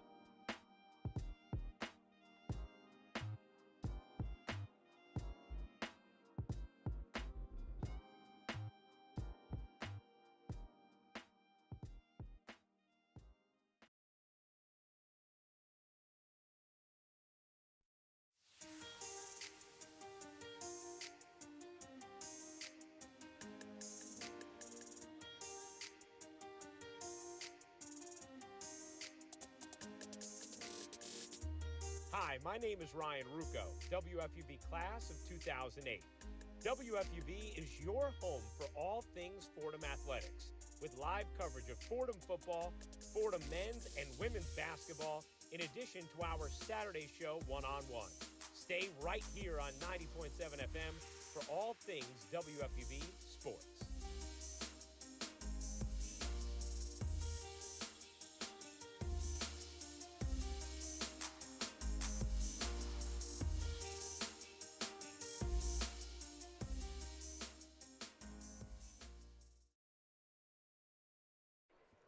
And we're back from New Orleans as Nick and I sit down right now. We'll tilt that laptop. We've got James Birle and we've got Jack Warner, who are currently playing a trivia game with a water nonprofit. They've got a chance to win a free water shirt. They're like tie-dye. Isn't that awesome?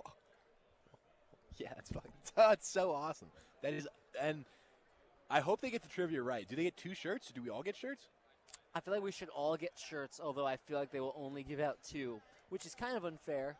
They said we could play as a team, and then they reneged on that a bit. That kind of got reversed. You know what? It's a lot. It's 6 shirts is a lot of people. It's a lot going on. They got a lot of places to be. They got to spread the wealth. But big things happening here at Radio Row in New Orleans, Louisiana. For us, it's only day one. Radio Row's been going on for a couple of days now, but we landed Tuesday. We got in Wednesday, or we came here Wednesday, and we've been staying active. Just finished that interview with Dylan Lobby, and always good to catch up with someone that torched our Fordham athletics teams. Not just torched. I mean, I honestly didn't realize it. Evan was doing an interview with the Ithaca College kids right to our left, and Evan was like, "I know that face." He recognized him. Like it's haunted his nightmares. Well, that's former Fordham football walk-on Evan Harkin for you. And kid's sharp as a knife. But then we got him over. What a great guy. Great interview. 6th round draft pick for Vegas. But when you actually look at what he did for UNH against Fordham in that FCS playoff game, our sophomore year, that's the Tim DeMorat year, the record-breaking year.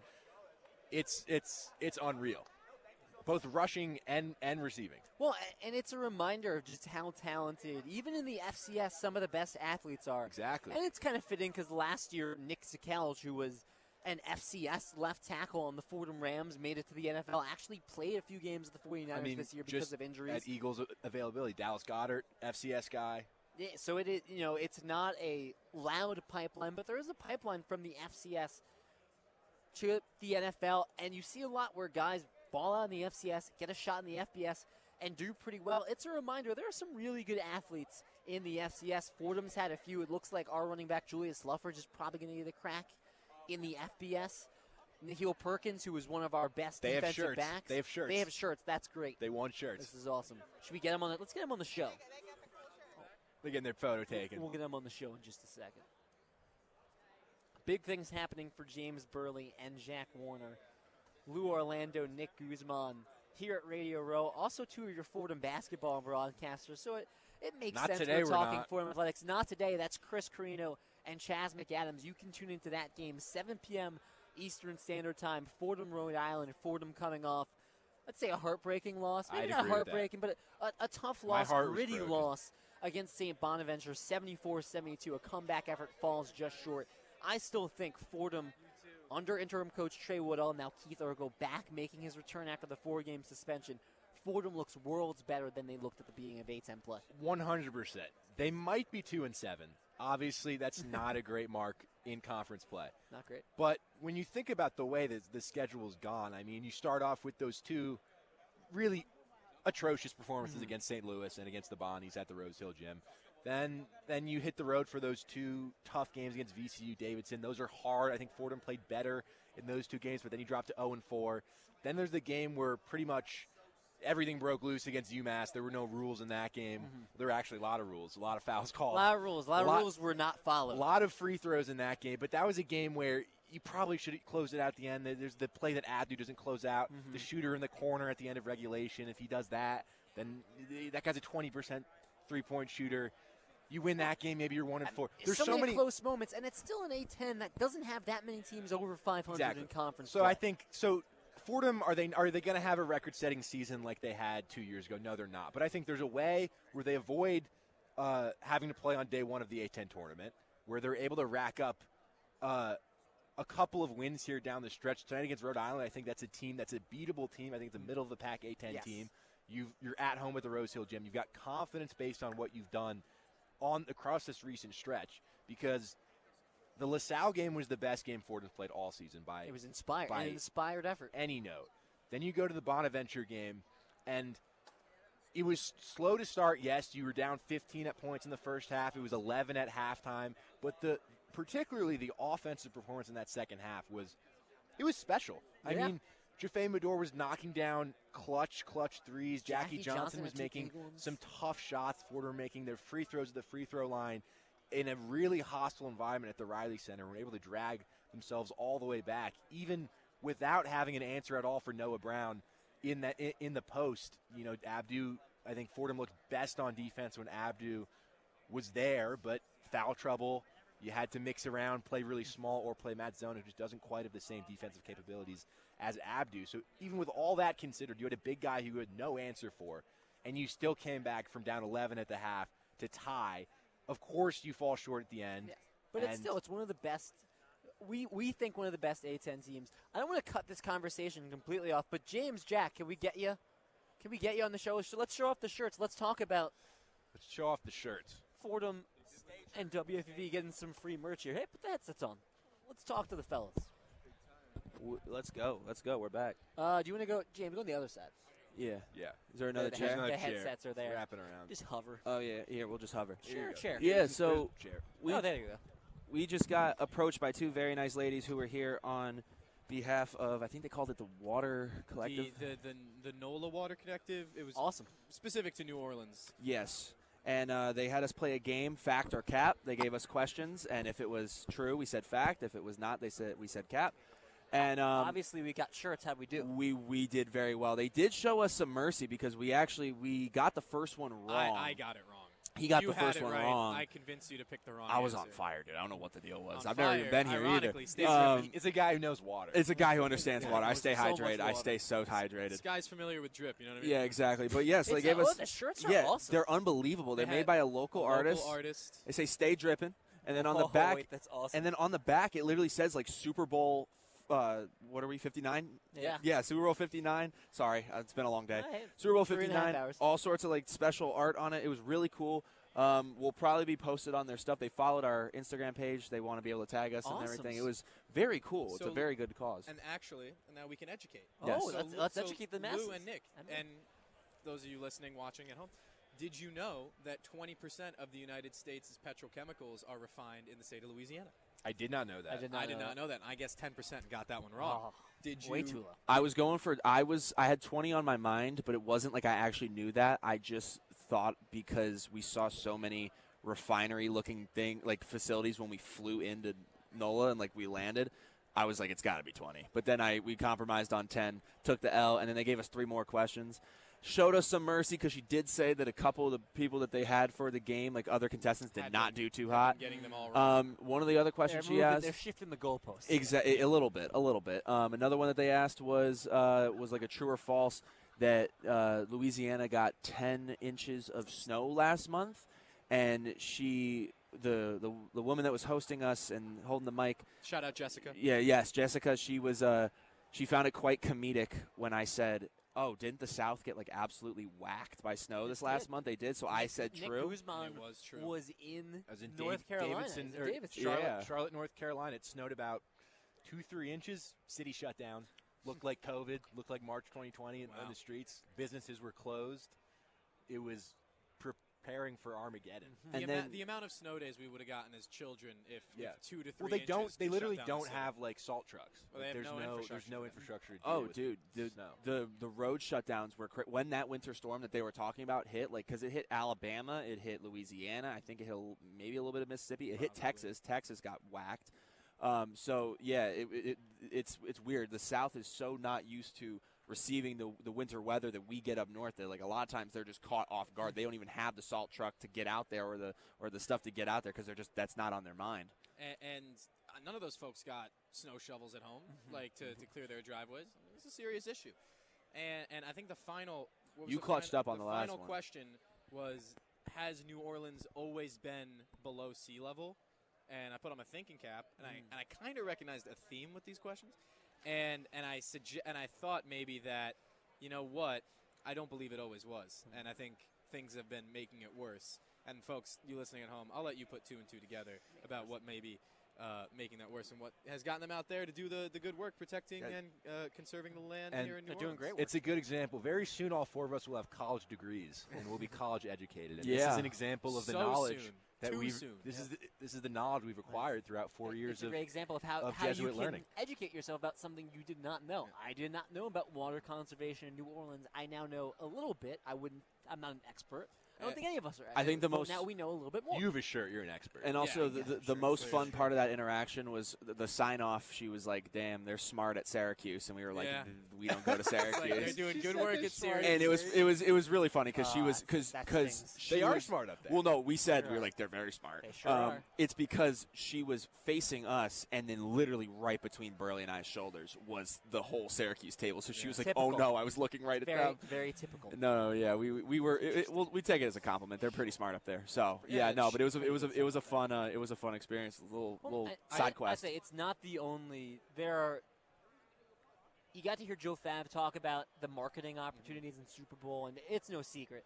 You get to Radio Row, everyone's down here, everyone's trying to plug their own things. But one of the cool things I think that makes us really happy when we get to highlight initiatives or when we see that they reach out to us, how many different initiatives are trying to gain awareness through a massive audience that they might not find otherwise. And we weren't able to get him on the show today, but Brandon Bolden, former Patriots running back, won a couple Super Bowls, really pushing the Crucial Catch Initiative, which is all about cancer research and it's amazing. Fighting cancer. So there are really there's a lot of fun that happens at Radio Row. There's a lot of football, but there's also a lot of really good work for really good causes that is happening right now, and making a lot of progress this week when you're able to reach a brand new audience that you weren't reaching last week. Yeah, I mean, not only are we here to talk about football, the Super Bowl, massive things that are going on in the sporting world, we've gotten the chance to speak with some great special guests, but the fact of the matter is people are here supporting humanitarian causes, environmental causes, as we've just seen. So, I mean, honestly, shout out to I believe it was the NOLA Water Collective. It happened so fast just a second ago. Yeah, it was. That was crazy. Right name. Show the shirts again. Yeah, they're gorgeous. I mean, they're beautiful. Cool. I'm gonna I love be that they so. I love that they used a local artist. Some of the local. We saw it coming out on our drive into the convention center. There is. I don't know if this is reverse on the. It might be. Who knows? It'll be good for them. On our way into the convention center, a lot of local murals by, I would assume, like local artists. And there was a really cool Louis Armstrong mural and a lot of other big jazz art that was on the sides of buildings. It's a cool city to be in. A lot of really cool art that we've witnessed. It's just a tad over 24 hours since we've touched down. We landed in not even 24 hours. We landed in NOLA around 5 o'clock. Yeah. 4:30. It's 4:24 Central Time right now, so less than 24 hours we've been in New Orleans. It feels like we've already experienced so much. It's such a soulful, vibrant city with so much to offer through, food, music, culture, and it's really cool that, like, I was actually mentioning it on the shuttle back over here from player availability. I said it to James. we haven't even walked around the city yet. We made one walk from a parking garage to. It's a great We've walk. only walked it was parallel to the convention. Exactly, parallel to the convention center. And even on that walk, we're looking around like this city is so cool, and it's interesting because we're probably some of these people may have been around like at this facility may have been around the block a few times more than us. Like we're all from the north, we're all in college still. Like some of these people have been doing this for decades. Maybe their job has taken them several places, but it's so special for especially our program, and it just continues to add to the laundry list of incredible opportunities that WFUV affords to us. Is that like I joked about it yesterday. I said, look, when I was in high school, even my freshman year of college before I transferred here, thinking about, okay, I'm going to spend the next 4 years of my life in New York City. If you had told me back then that my college endeavors would lead me to New Orleans or staying the night in an Airbnb in Mississippi, I would have told you were crazy. Like it's so special to be here and see so many different publications, radio shows, people who are just passionate about what they do here in such a amazing city that so far has been awesome to us. It's cool to be in the college radio section of Radio Row. Yes. It's made some friends. Kind of tough to see. Really cool kids. We are on the edge of like the main avenue in Radio Row. If you walk either way here, you are walking down the middle of Radio Row. In front of us, behind the camera, there's a ton of other colleges. We've got Columbia to our right. Syracuse is all the way down there. We saw some Marist kids. Hofstra, You've been very friendly with the Hofstra. Ithaca kids. Ithaca, So yeah. There's been a lot. There's a lot of colleges here. There are colleges I didn't know had like big Bonaventure's down a couple. Brandeis is there. next to us. Yeah, there's a ton of. It's cool to see some of the other major college radio stations all around in the same space, trying to get guests and whatnot. It's been a really cool experience. Got the HBCU end zone experience right behind us as well. I mean, this is just like it's a meshing of so many different backgrounds and varieties, and you've got the most professional of professional TV studios and networks here. We mentioned before, SiriusXM has cornered off one entire end of this place and has made it look like a whole fantasy island. There's massive technology and screens everywhere. Massive studio sets all across the border of Radio Row, and like every time you watch, say, the morning football show on NFL Network or the Pat McAfee show, that's in a set. And sometimes the McAfee show, they'll zoom out and you can actually see that it's built up inside to be a on green camera. room. It's really like they have it's like they built a room in this giant room, the biggest room I've ever been in my life, and it's stunning to see the behind the scenes of the Kay Adams show, the Pat McAfee show, the CBS Sports, all these PFT Live. Yeah, I saw Rob Gronkowski this morning. It's nuts. I'm like, yeah. wow. He was just he pulled up to one of the FanDuel shows. I was like, that's not who I was expecting to see right there. That was pretty crazy. We're a stone's throw away from Omaha Productions ESPN, that's the Manning Brothers company. And so there have been a few major NFL guys that have come through our path. Myles Garrett was there. Brandon Marshall. Earlier. Brandon Marshall. Myles Garrett was there? Myles Garrett. I didn't even talking for a while. You blink and you miss it. I was asleep. Denzel Ward was there. Actually went. I saw Denzel Ward. That was really cool. Did you see Justin Jefferson? Yeah, I did see Justin Jay Jefferson. Jefferson? That was really cool. I didn't see Jay. He was in front of a car. He was doing some sort of hanging out promo with thing. Brandon Marshall too. Wow. Yeah, we saw Chad Ochocinco earlier. Shannon Sharp was here. There's all sorts of amazing people. figures. It's Radio Row. It's a place to be. People not are a here. joke. People are in NOLA. Again, we can only say it so many times, but to feel like we have not only just be invited here, but to feel like a part of everything here, to get the chance to talk to guests, to get the chance to play in to learn about water to learn conservation, from the NOLA Water Collective. And feel like an actual part of this whole thing. It feels like a dream come true. We are living the dream right now, and the fact that this is just day one.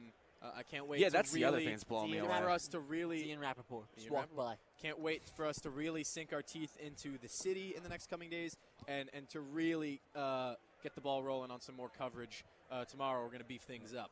Well, I'll say this. I obviously wanted to plug the Fordham men's basketball game, 7 p.m. Eastern Standard Time at home against Rhode Island. Jack, I'll let you make the call here. We're waiting on a pretty special guest. We're hoping to get them on the live. We're obviously going a little bit past our run time. We're supposed to close this down at around 5 Eastern Standard Time. It's now 5:29. we can keep this live going a little bit more, or we can shut it down. It's up to you. What I think we should do is, I think, it's still up in the air. Malcolm Butler is here from the New England Patriots, one of the greatest, if not the greatest defensive play in the history of the Super Bowl, if not the greatest play in the history of the Super Bowl. We might be able to debate about that. Caleb Stein said keep it rolling. So we can keep it rolling. Either way. If it goes too long, if we're able to get him later tonight, then that will be great. It will be recorded either way. We can keep this rolling. But, obviously we don't have an exact timeline on that right now or an exact confirmation if he's going to join us for an interview. We were able to talk to his rep. He said, we see you. We're trying to get to you. We got some scheduled stuff to get through. It's busy. I mean, we are table 59, not to dox our location, although I don't know how much you guys can get in here and say hi to find us. That's on you. More power to you. There are, I think, over 200 different tables just in the middle section, and then there's all the studio builds around. So there's a lot of different spots to do, and the people that are going around and doing all those spots, it's a full day activity. But yes, we'll be keeping you updated if it makes its way onto the live, if we can get a hold of Malcolm. If we can't, by the time if we decide the show is running too long, we'll still have it for you recorded, dolled up with a nice lower third, and edited to your liking. But until then, we'll keep you updated. We'll keep you in the loop on that here live from Radio Row in New Orleans. Yeah. Taking a quick break. Yep. Bye. See you soon. We'll be back.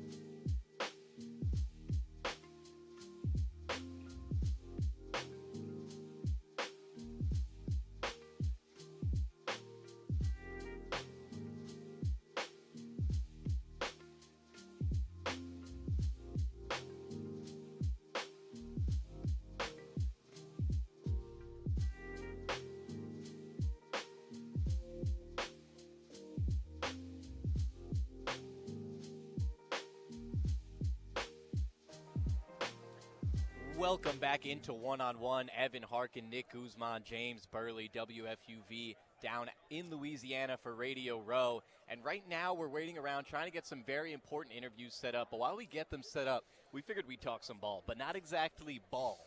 We want to talk about things besides the football game itself, besides the football aspects, because there are a lot of important things that go into the Super Bowl that aren't strictly the football game. I think we want to focus on halftime shows and any notable Super Bowl commercials. So for halftime shows, I think for me, have you guys ever seen Michael Jackson's Super Bowl performance? Yes. I think for me, that is my favorite, 100%. And I think what separates it from everything else is he's alone on the stage. Like, no one else does a performance for the Super Bowl without dancers, without a high rise, without some crazy acrobatics, everything going on. I think the part of that performance that struck me so hard is that Michael Jackson was just alone on the stage and killed it. That's a great choice. I feel like in the early 2000s, like when I was like 5 and 6, there was like a couple years where like Tom Petty played. I think the Giants Patriots Super Bowl 42. It was Tom Petty and the Heartbreakers. Then was the Who played the Steelers Super Bowl. Bruce Springsteen might have been the Steelers one. Yeah. But in all those years, there was kind of just like classic rock bands that would play. And then we kind of moved into the 2010s and the modern era of Black Eyed Peas, Katy Perry, all of that. Of the modern era, the one that impressed me the most, I think, was Lady Gaga's in Houston, where she jumps off the roof to start. Yeah. That's really good. I think Coldplay's the year before was also really good because they got Beyonce. They got Beyonce and Bruno Mars in there. Bruno Mars, 2014 New York. Bruno Mars, 2014 New York, also very good. In the snow. In the snow. Yeah. I think Maroon 5 was terrible, awful. Makes sense. Why, that's Jack Warner agrees behind the camera. Yeah. And listen, Maroon 5 get a lot of flack. That first album, Songs About Jane, really, really good. And there's bangers on it. They've got bangers on it. But there's some really good songs on that. That album's fun. Yeah, no, I don't. I mean, we're doing music now. I mean, it's New Orleans. No, I'm saying I think Maroon 5 in their modern iteration to perform at a Super Bowl halftime show. I don't need to see Adam Levine shirtless. Didn't need to happen. Was he shirtless? I haven't he was shirtless for part of it. Oh, man. Well, I mean, you can't really see any skin because of all the tattoos. Tattoos. But if I had to actually pick one that I thought was really good, I'd probably go with the Lady Gaga one. Yeah. Lady Gaga. It hasn't gotten a mention yet. Shakira, Jennifer Lopez. I think. Shakira. Not only was that, and who did they bring out? It was Maluma as well. Was a feature in that as well. I think maybe it was J Balvin. I could have gotten that wrong. But that one was huge because I think that was the first time Latin pop stars, Latin stars had been showcased. Obviously, you've had women singers as well, but the fact that there was, a little bit of intersectionality within those two groups that were highlighted there. Also, electric, Shakira playing the drums. I think that was a big one. The Bruno Mars one is special to me because, that the snowstorm that surrounded that Super Bowl, it was almost like they were almost moving it to a Saturday. They wanted the American Dream Mall to be ready. It was nowhere near ready. But Bruno Mars kind of took headlines for how good that halftime show was. If the one that I remember the most, though, from childhood, I think is Katy Perry. And I think that's a really good one. I think that has to be number one.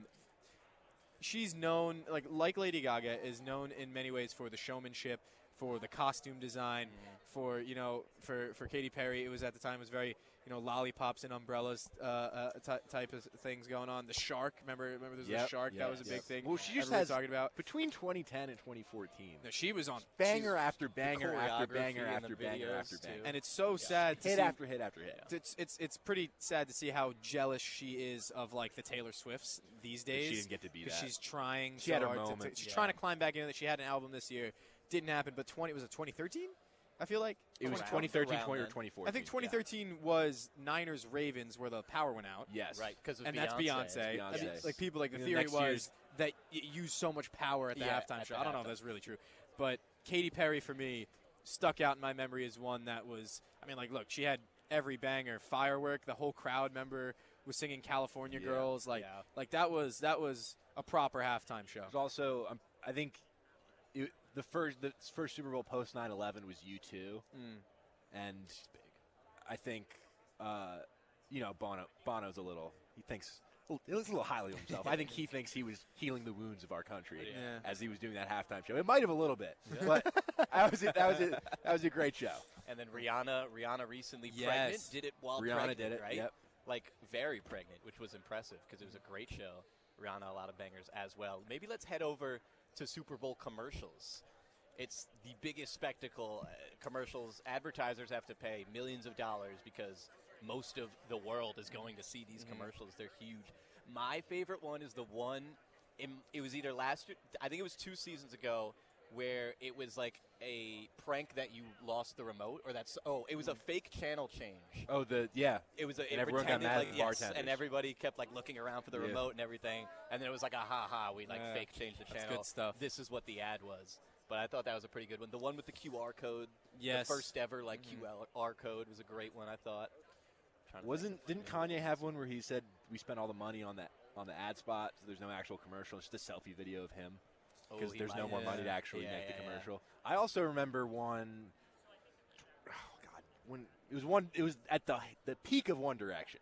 It was either 2011, 2012. They did one with Drew Brees, a Pepsi commercial. I don't and even I was like, remember. this is a very interesting collaboration. I think like the Super Bowl in many ways is the most American of things. It's the most as America gets, and like it or lump it, commercialization, marketing, advertising. That's as America gets. The Super Bowl is the biggest advertising opportunity in America. The Super Bowl commercials reflect that and how much thought, money, and time goes into those. I think it makes sense that the commercials are such a big part of the Super Bowl. And if I remember people that I know who aren't big into sports, family members, the Super Bowl is a spectacle. You have Super Bowl parties. You get the buffalo chicken dip out. Yep. A lot of people are just there for the commercials, so they do serve a pretty good part. And even if you don't like the commercialization of it all, it is still a piece of art in many ways. And for me, the ones that stick out the most just happen to be the ones that you remember. I have no idea what company put out the commercial I'm about to name, but Puppy Monkey Baby is something that we were in like second, third grade when that came out. Every kid said Puppy Monkey Baby for the next year until the next Super Bowl, I feel like. I still could not tell you what company put on that commercial and how many nightmares I had looking at that creature. But that's an absolutely memorable commercial. I think Doritos always does big commercials. Geico is big into There was it. also there's Doritos one. always has good ones. There's one a couple years ago. It was a car commercial. I can't remember the brand, but it had the kids from The Sopranos were in it, like all grown up. Meadow and AJ. Exactly. And then they like hugged, and I was like, oh, that's cool. That's nice. That's cool to see them together all grown up. How about Eli and Odell, the Yeah, dance, there you the go. dance commercial? That might be my favorite. Had the Time of Our Life song, great one. But I think the point you were making about the commercials, and you made a point where you said, I don't even remember what it was for, who the company was. No idea. There's just a catchphrase you remember from it. A big lesson I learned in Joe Favorito's class, a sports marketing teacher at Fordham. We were finding out that Puppy Monkey Baby was Mountain Dew. Which is fitting. Which is fitting. But to my point that you don't have to know, his biggest message was that all Super Bowl commercials are trying to get you to do is to talk about the commercial the next day, which means they're trying to be weird. They're trying to be obscure. All they want you to do is talk about them because any publicity is good publicity at that point. So, like we've been saying, just an American spectacle Super Bowl commercials. It's so aggressively American. It is. In so many different. It might be a bad thing, but it's not a bad thing. It's our thing. It's our thing, and I don't think other countries can comprehend that. Like, wait, the commercials are this big a part of your culture, because it's not really millions of it's not- dollars. like if you're like James, like no one's like Champions League final commercials, like no, or World Cup final commercials. NBA That's finals. It's not a thing. It's not really a thing.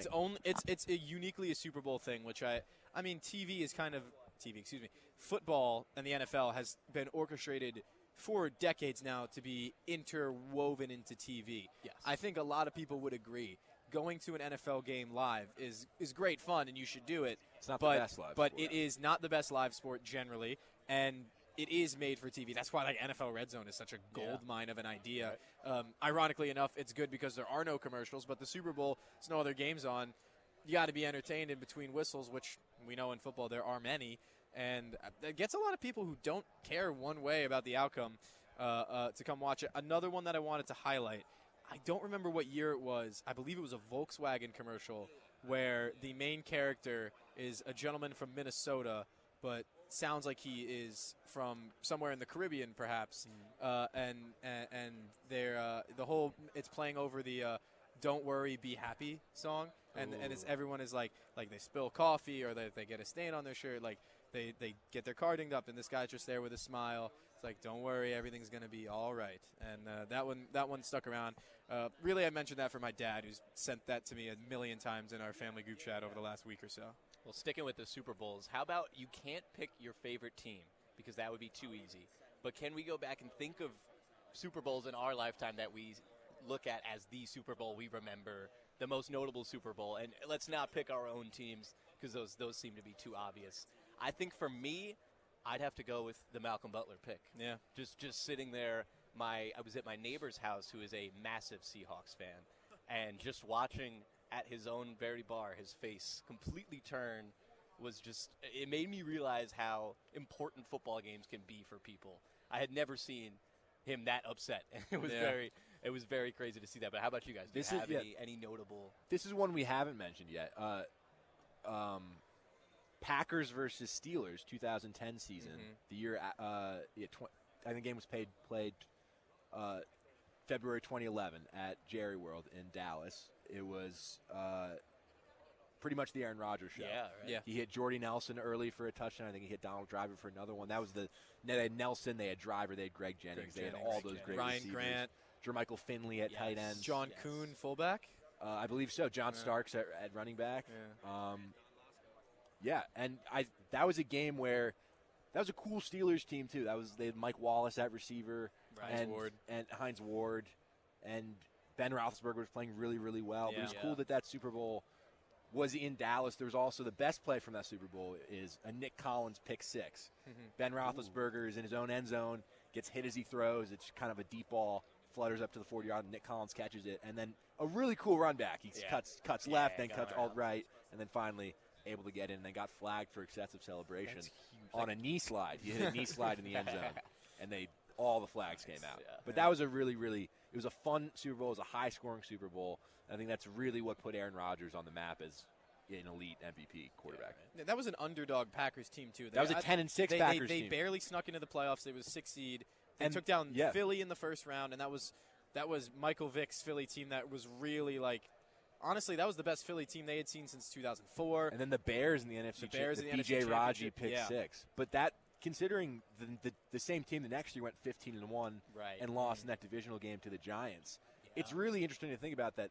The ring that Aaron Rodgers got was an underdog ring. It's not when they won the division and went 13-3 all those years, and he won MVPs. It was when they went 10-6 and just got it done on the road in the playoffs. I've seen a lot of stats about that season. It's Aaron Rodgers' only year with a really good statistical defense. And they won the Super Bowl. Go on to win the Super Bowl, and then.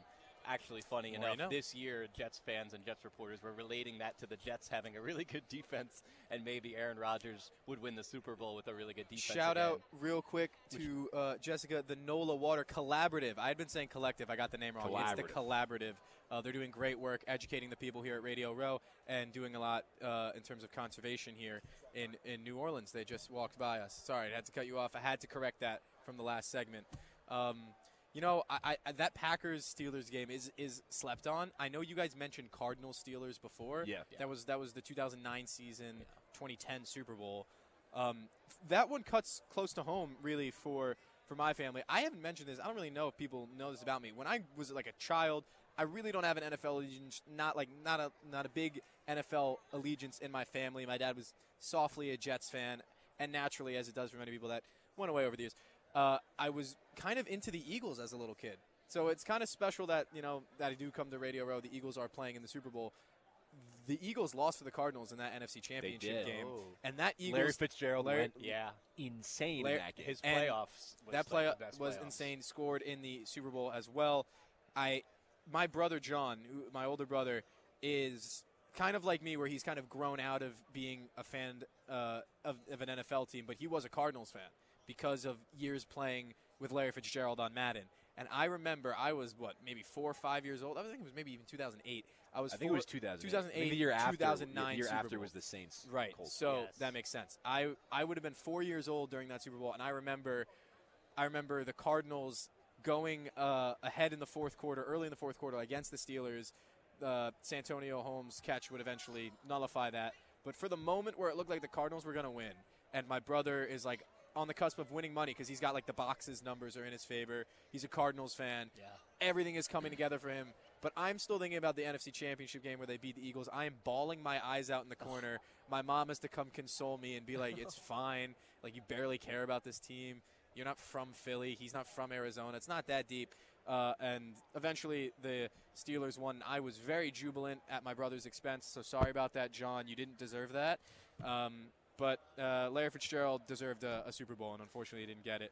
That was a great game. I know you guys mentioned it, but that's personal. I had to bring that up. Every time that gets brought up, and I think about just how good Larry Fitzgerald played in those playoffs, and he doesn't have a ring. He was so good. All the game-winning game-tying / game-winning catches, run after the catch.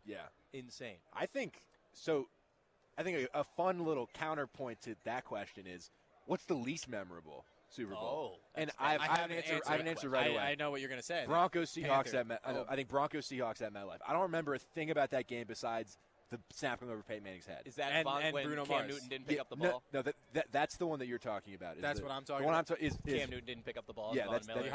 Von Miller.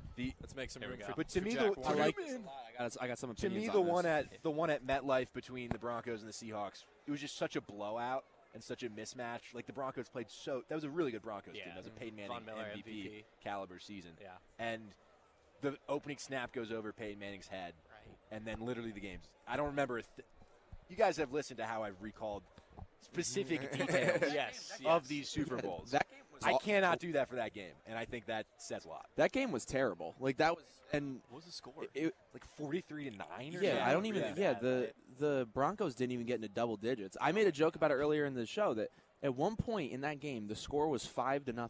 That's the most hideous football score I've ever heard in my life. That's a baseball score. That's a baseball blowout. 43-8. 43-8. Yeah, that's hideous too. Neither of those are football scores. Let me toss in a take, if I may. And this may be surprising coming from me because I was because of who I root for. I was in elation after the game. I was thrilled to see Tom Brady win another Super Bowl. Patriots Rams. I've never seen two such amazing and powerful and talented offenses lay such an egg in a football game, like the Rams Patriots Super Bowl, and now the saving well, exactly, that's what people say. It was cool. The saving grace is that it was a close game. Like, the Rams made a bit of a comeback. You can't call it a comeback because the teams barely scored. Yeah. But they gained some momentum after being kind of down for a while. They tied the game with a field goal, as sad as that sounds. Yeah. It was 3-3. But I think the reason why I find it so forgettable, again, is just because of the raw star power and talent that both of those teams had. And you even think about the way the Patriots got there. It was Brady going into Arrowhead with the Patriots in freezing temperatures and stunning the Chiefs in Arrowhead Stadium to get to the Super Bowl. You think about that pre-Detroit trade, Jared Goff, Rams teams where, they're hanging 50 on people on a weekly basis, just an explosive offense, and they meet up and you get a defensive battle. It was just 6-9. Was that the 13-3? 13-3. It was just It was hideous. It's literally hideous. I literally just shivered. Another one that I think you kind of reminded me of is the Brady Mahomes game. Like, that was. That was that was the 2020 season. In many ways, that was a letdown. I mean, look, that's the last era's best quarterback over this era's best quarterback. So you got something of a definitive answer in that. That was cool. But if I'm thinking about that entire game, that was a COVID crowd, right? So it was limited capacity. It was not particularly close. And I mean, Brady did beat Mahomes, but in many ways, the Bucs defense was the star of that show. Yeah. So, I mean, defense is fun. But Brady beat Mahomes. Yeah, but Brady did beat Mahomes. Always. And then the halftime show was the weekend. And that was awesome. Universally, you said it was awesome. A lot of people did not love that halftime show. I didn't hate it. A lot of people did. I thought it was awesome. I thought for the constraints that they had to follow with the COVID whole thing, I thought they did it on the field, and part digital, part on the Socially field. distanced. I thought was pretty clever, but a lot of that Super Bowl was not memorable in any way. Yeah. Who did the Rams Bengals? Yeah. Yeah. That was a great That was a game. good one. That was a good one. That was the the one Burrow. where Odell had like 100 yards at half and a touchdown. And then he got hurt. Tore his ACL, which I think I cried a little bit. There's a lot He more tore his ACL. like really terrible Super Bowls before our time, like not 80s, 90s, like Makes sense. just blowouts. The Cowboys just running through Yeah. teams. Yeah. So I think we should be thankful that we've seen I primarily good Super Bowls. ones, yeah. I completely agree. But like my dad, he's like, he would always say like Super Bowl's never as good as either of the conference championships because that was the case. Well, for yeah, that's a while. always been the case. Yeah. Well, actually, you know what's funny? Let me throw in another Patriots Super Bowl that was terrible. Was in, I believe it was 1984 or 1985. They got absolutely steamrolled by the Chicago Bears. It was Giants Ravens Super Bowl turn of the century. Ravens steamrolled. Yeah, Like, that was like literally the best defense ever assembled. Super Bowl 50 was Broncos Panthers. That's the one in San I thought. Fran, See, yeah. I thought that game was super forgettable. Yeah, that's It what was. I can't even remember. The Panthers did Agreed. nothing, and then Cam Newton didn't. And then Cam didn't fall on the fumble. In fact, He's here. You should go ask him. You should go ask him about it. He's here. Let's bring it Ask in. him about No, the I'm not. fumble. Yeah, go ask him if he wishes he jumped on the fumble. He'll tell It's you. an yes. egregious lack of effort. Yeah, on that yeah, play. in a big spot. He was nonchalant. He was, looks cool. You got to be cool about picking. Gotta be Didn't cool wanna about crease it. You got to be cool about. You got to be cool about losing the Super Bowl. Yeah. All right. Well, that's going to do it for this segment, but stay tuned. We'll see you. This is it. This This is gonna it. be We're done. We're done. Actually, This for segment is today, the end. This is going to be it for us today here at Radio Row, but stay tuned. We have more content coming later this week from WFUV Sports.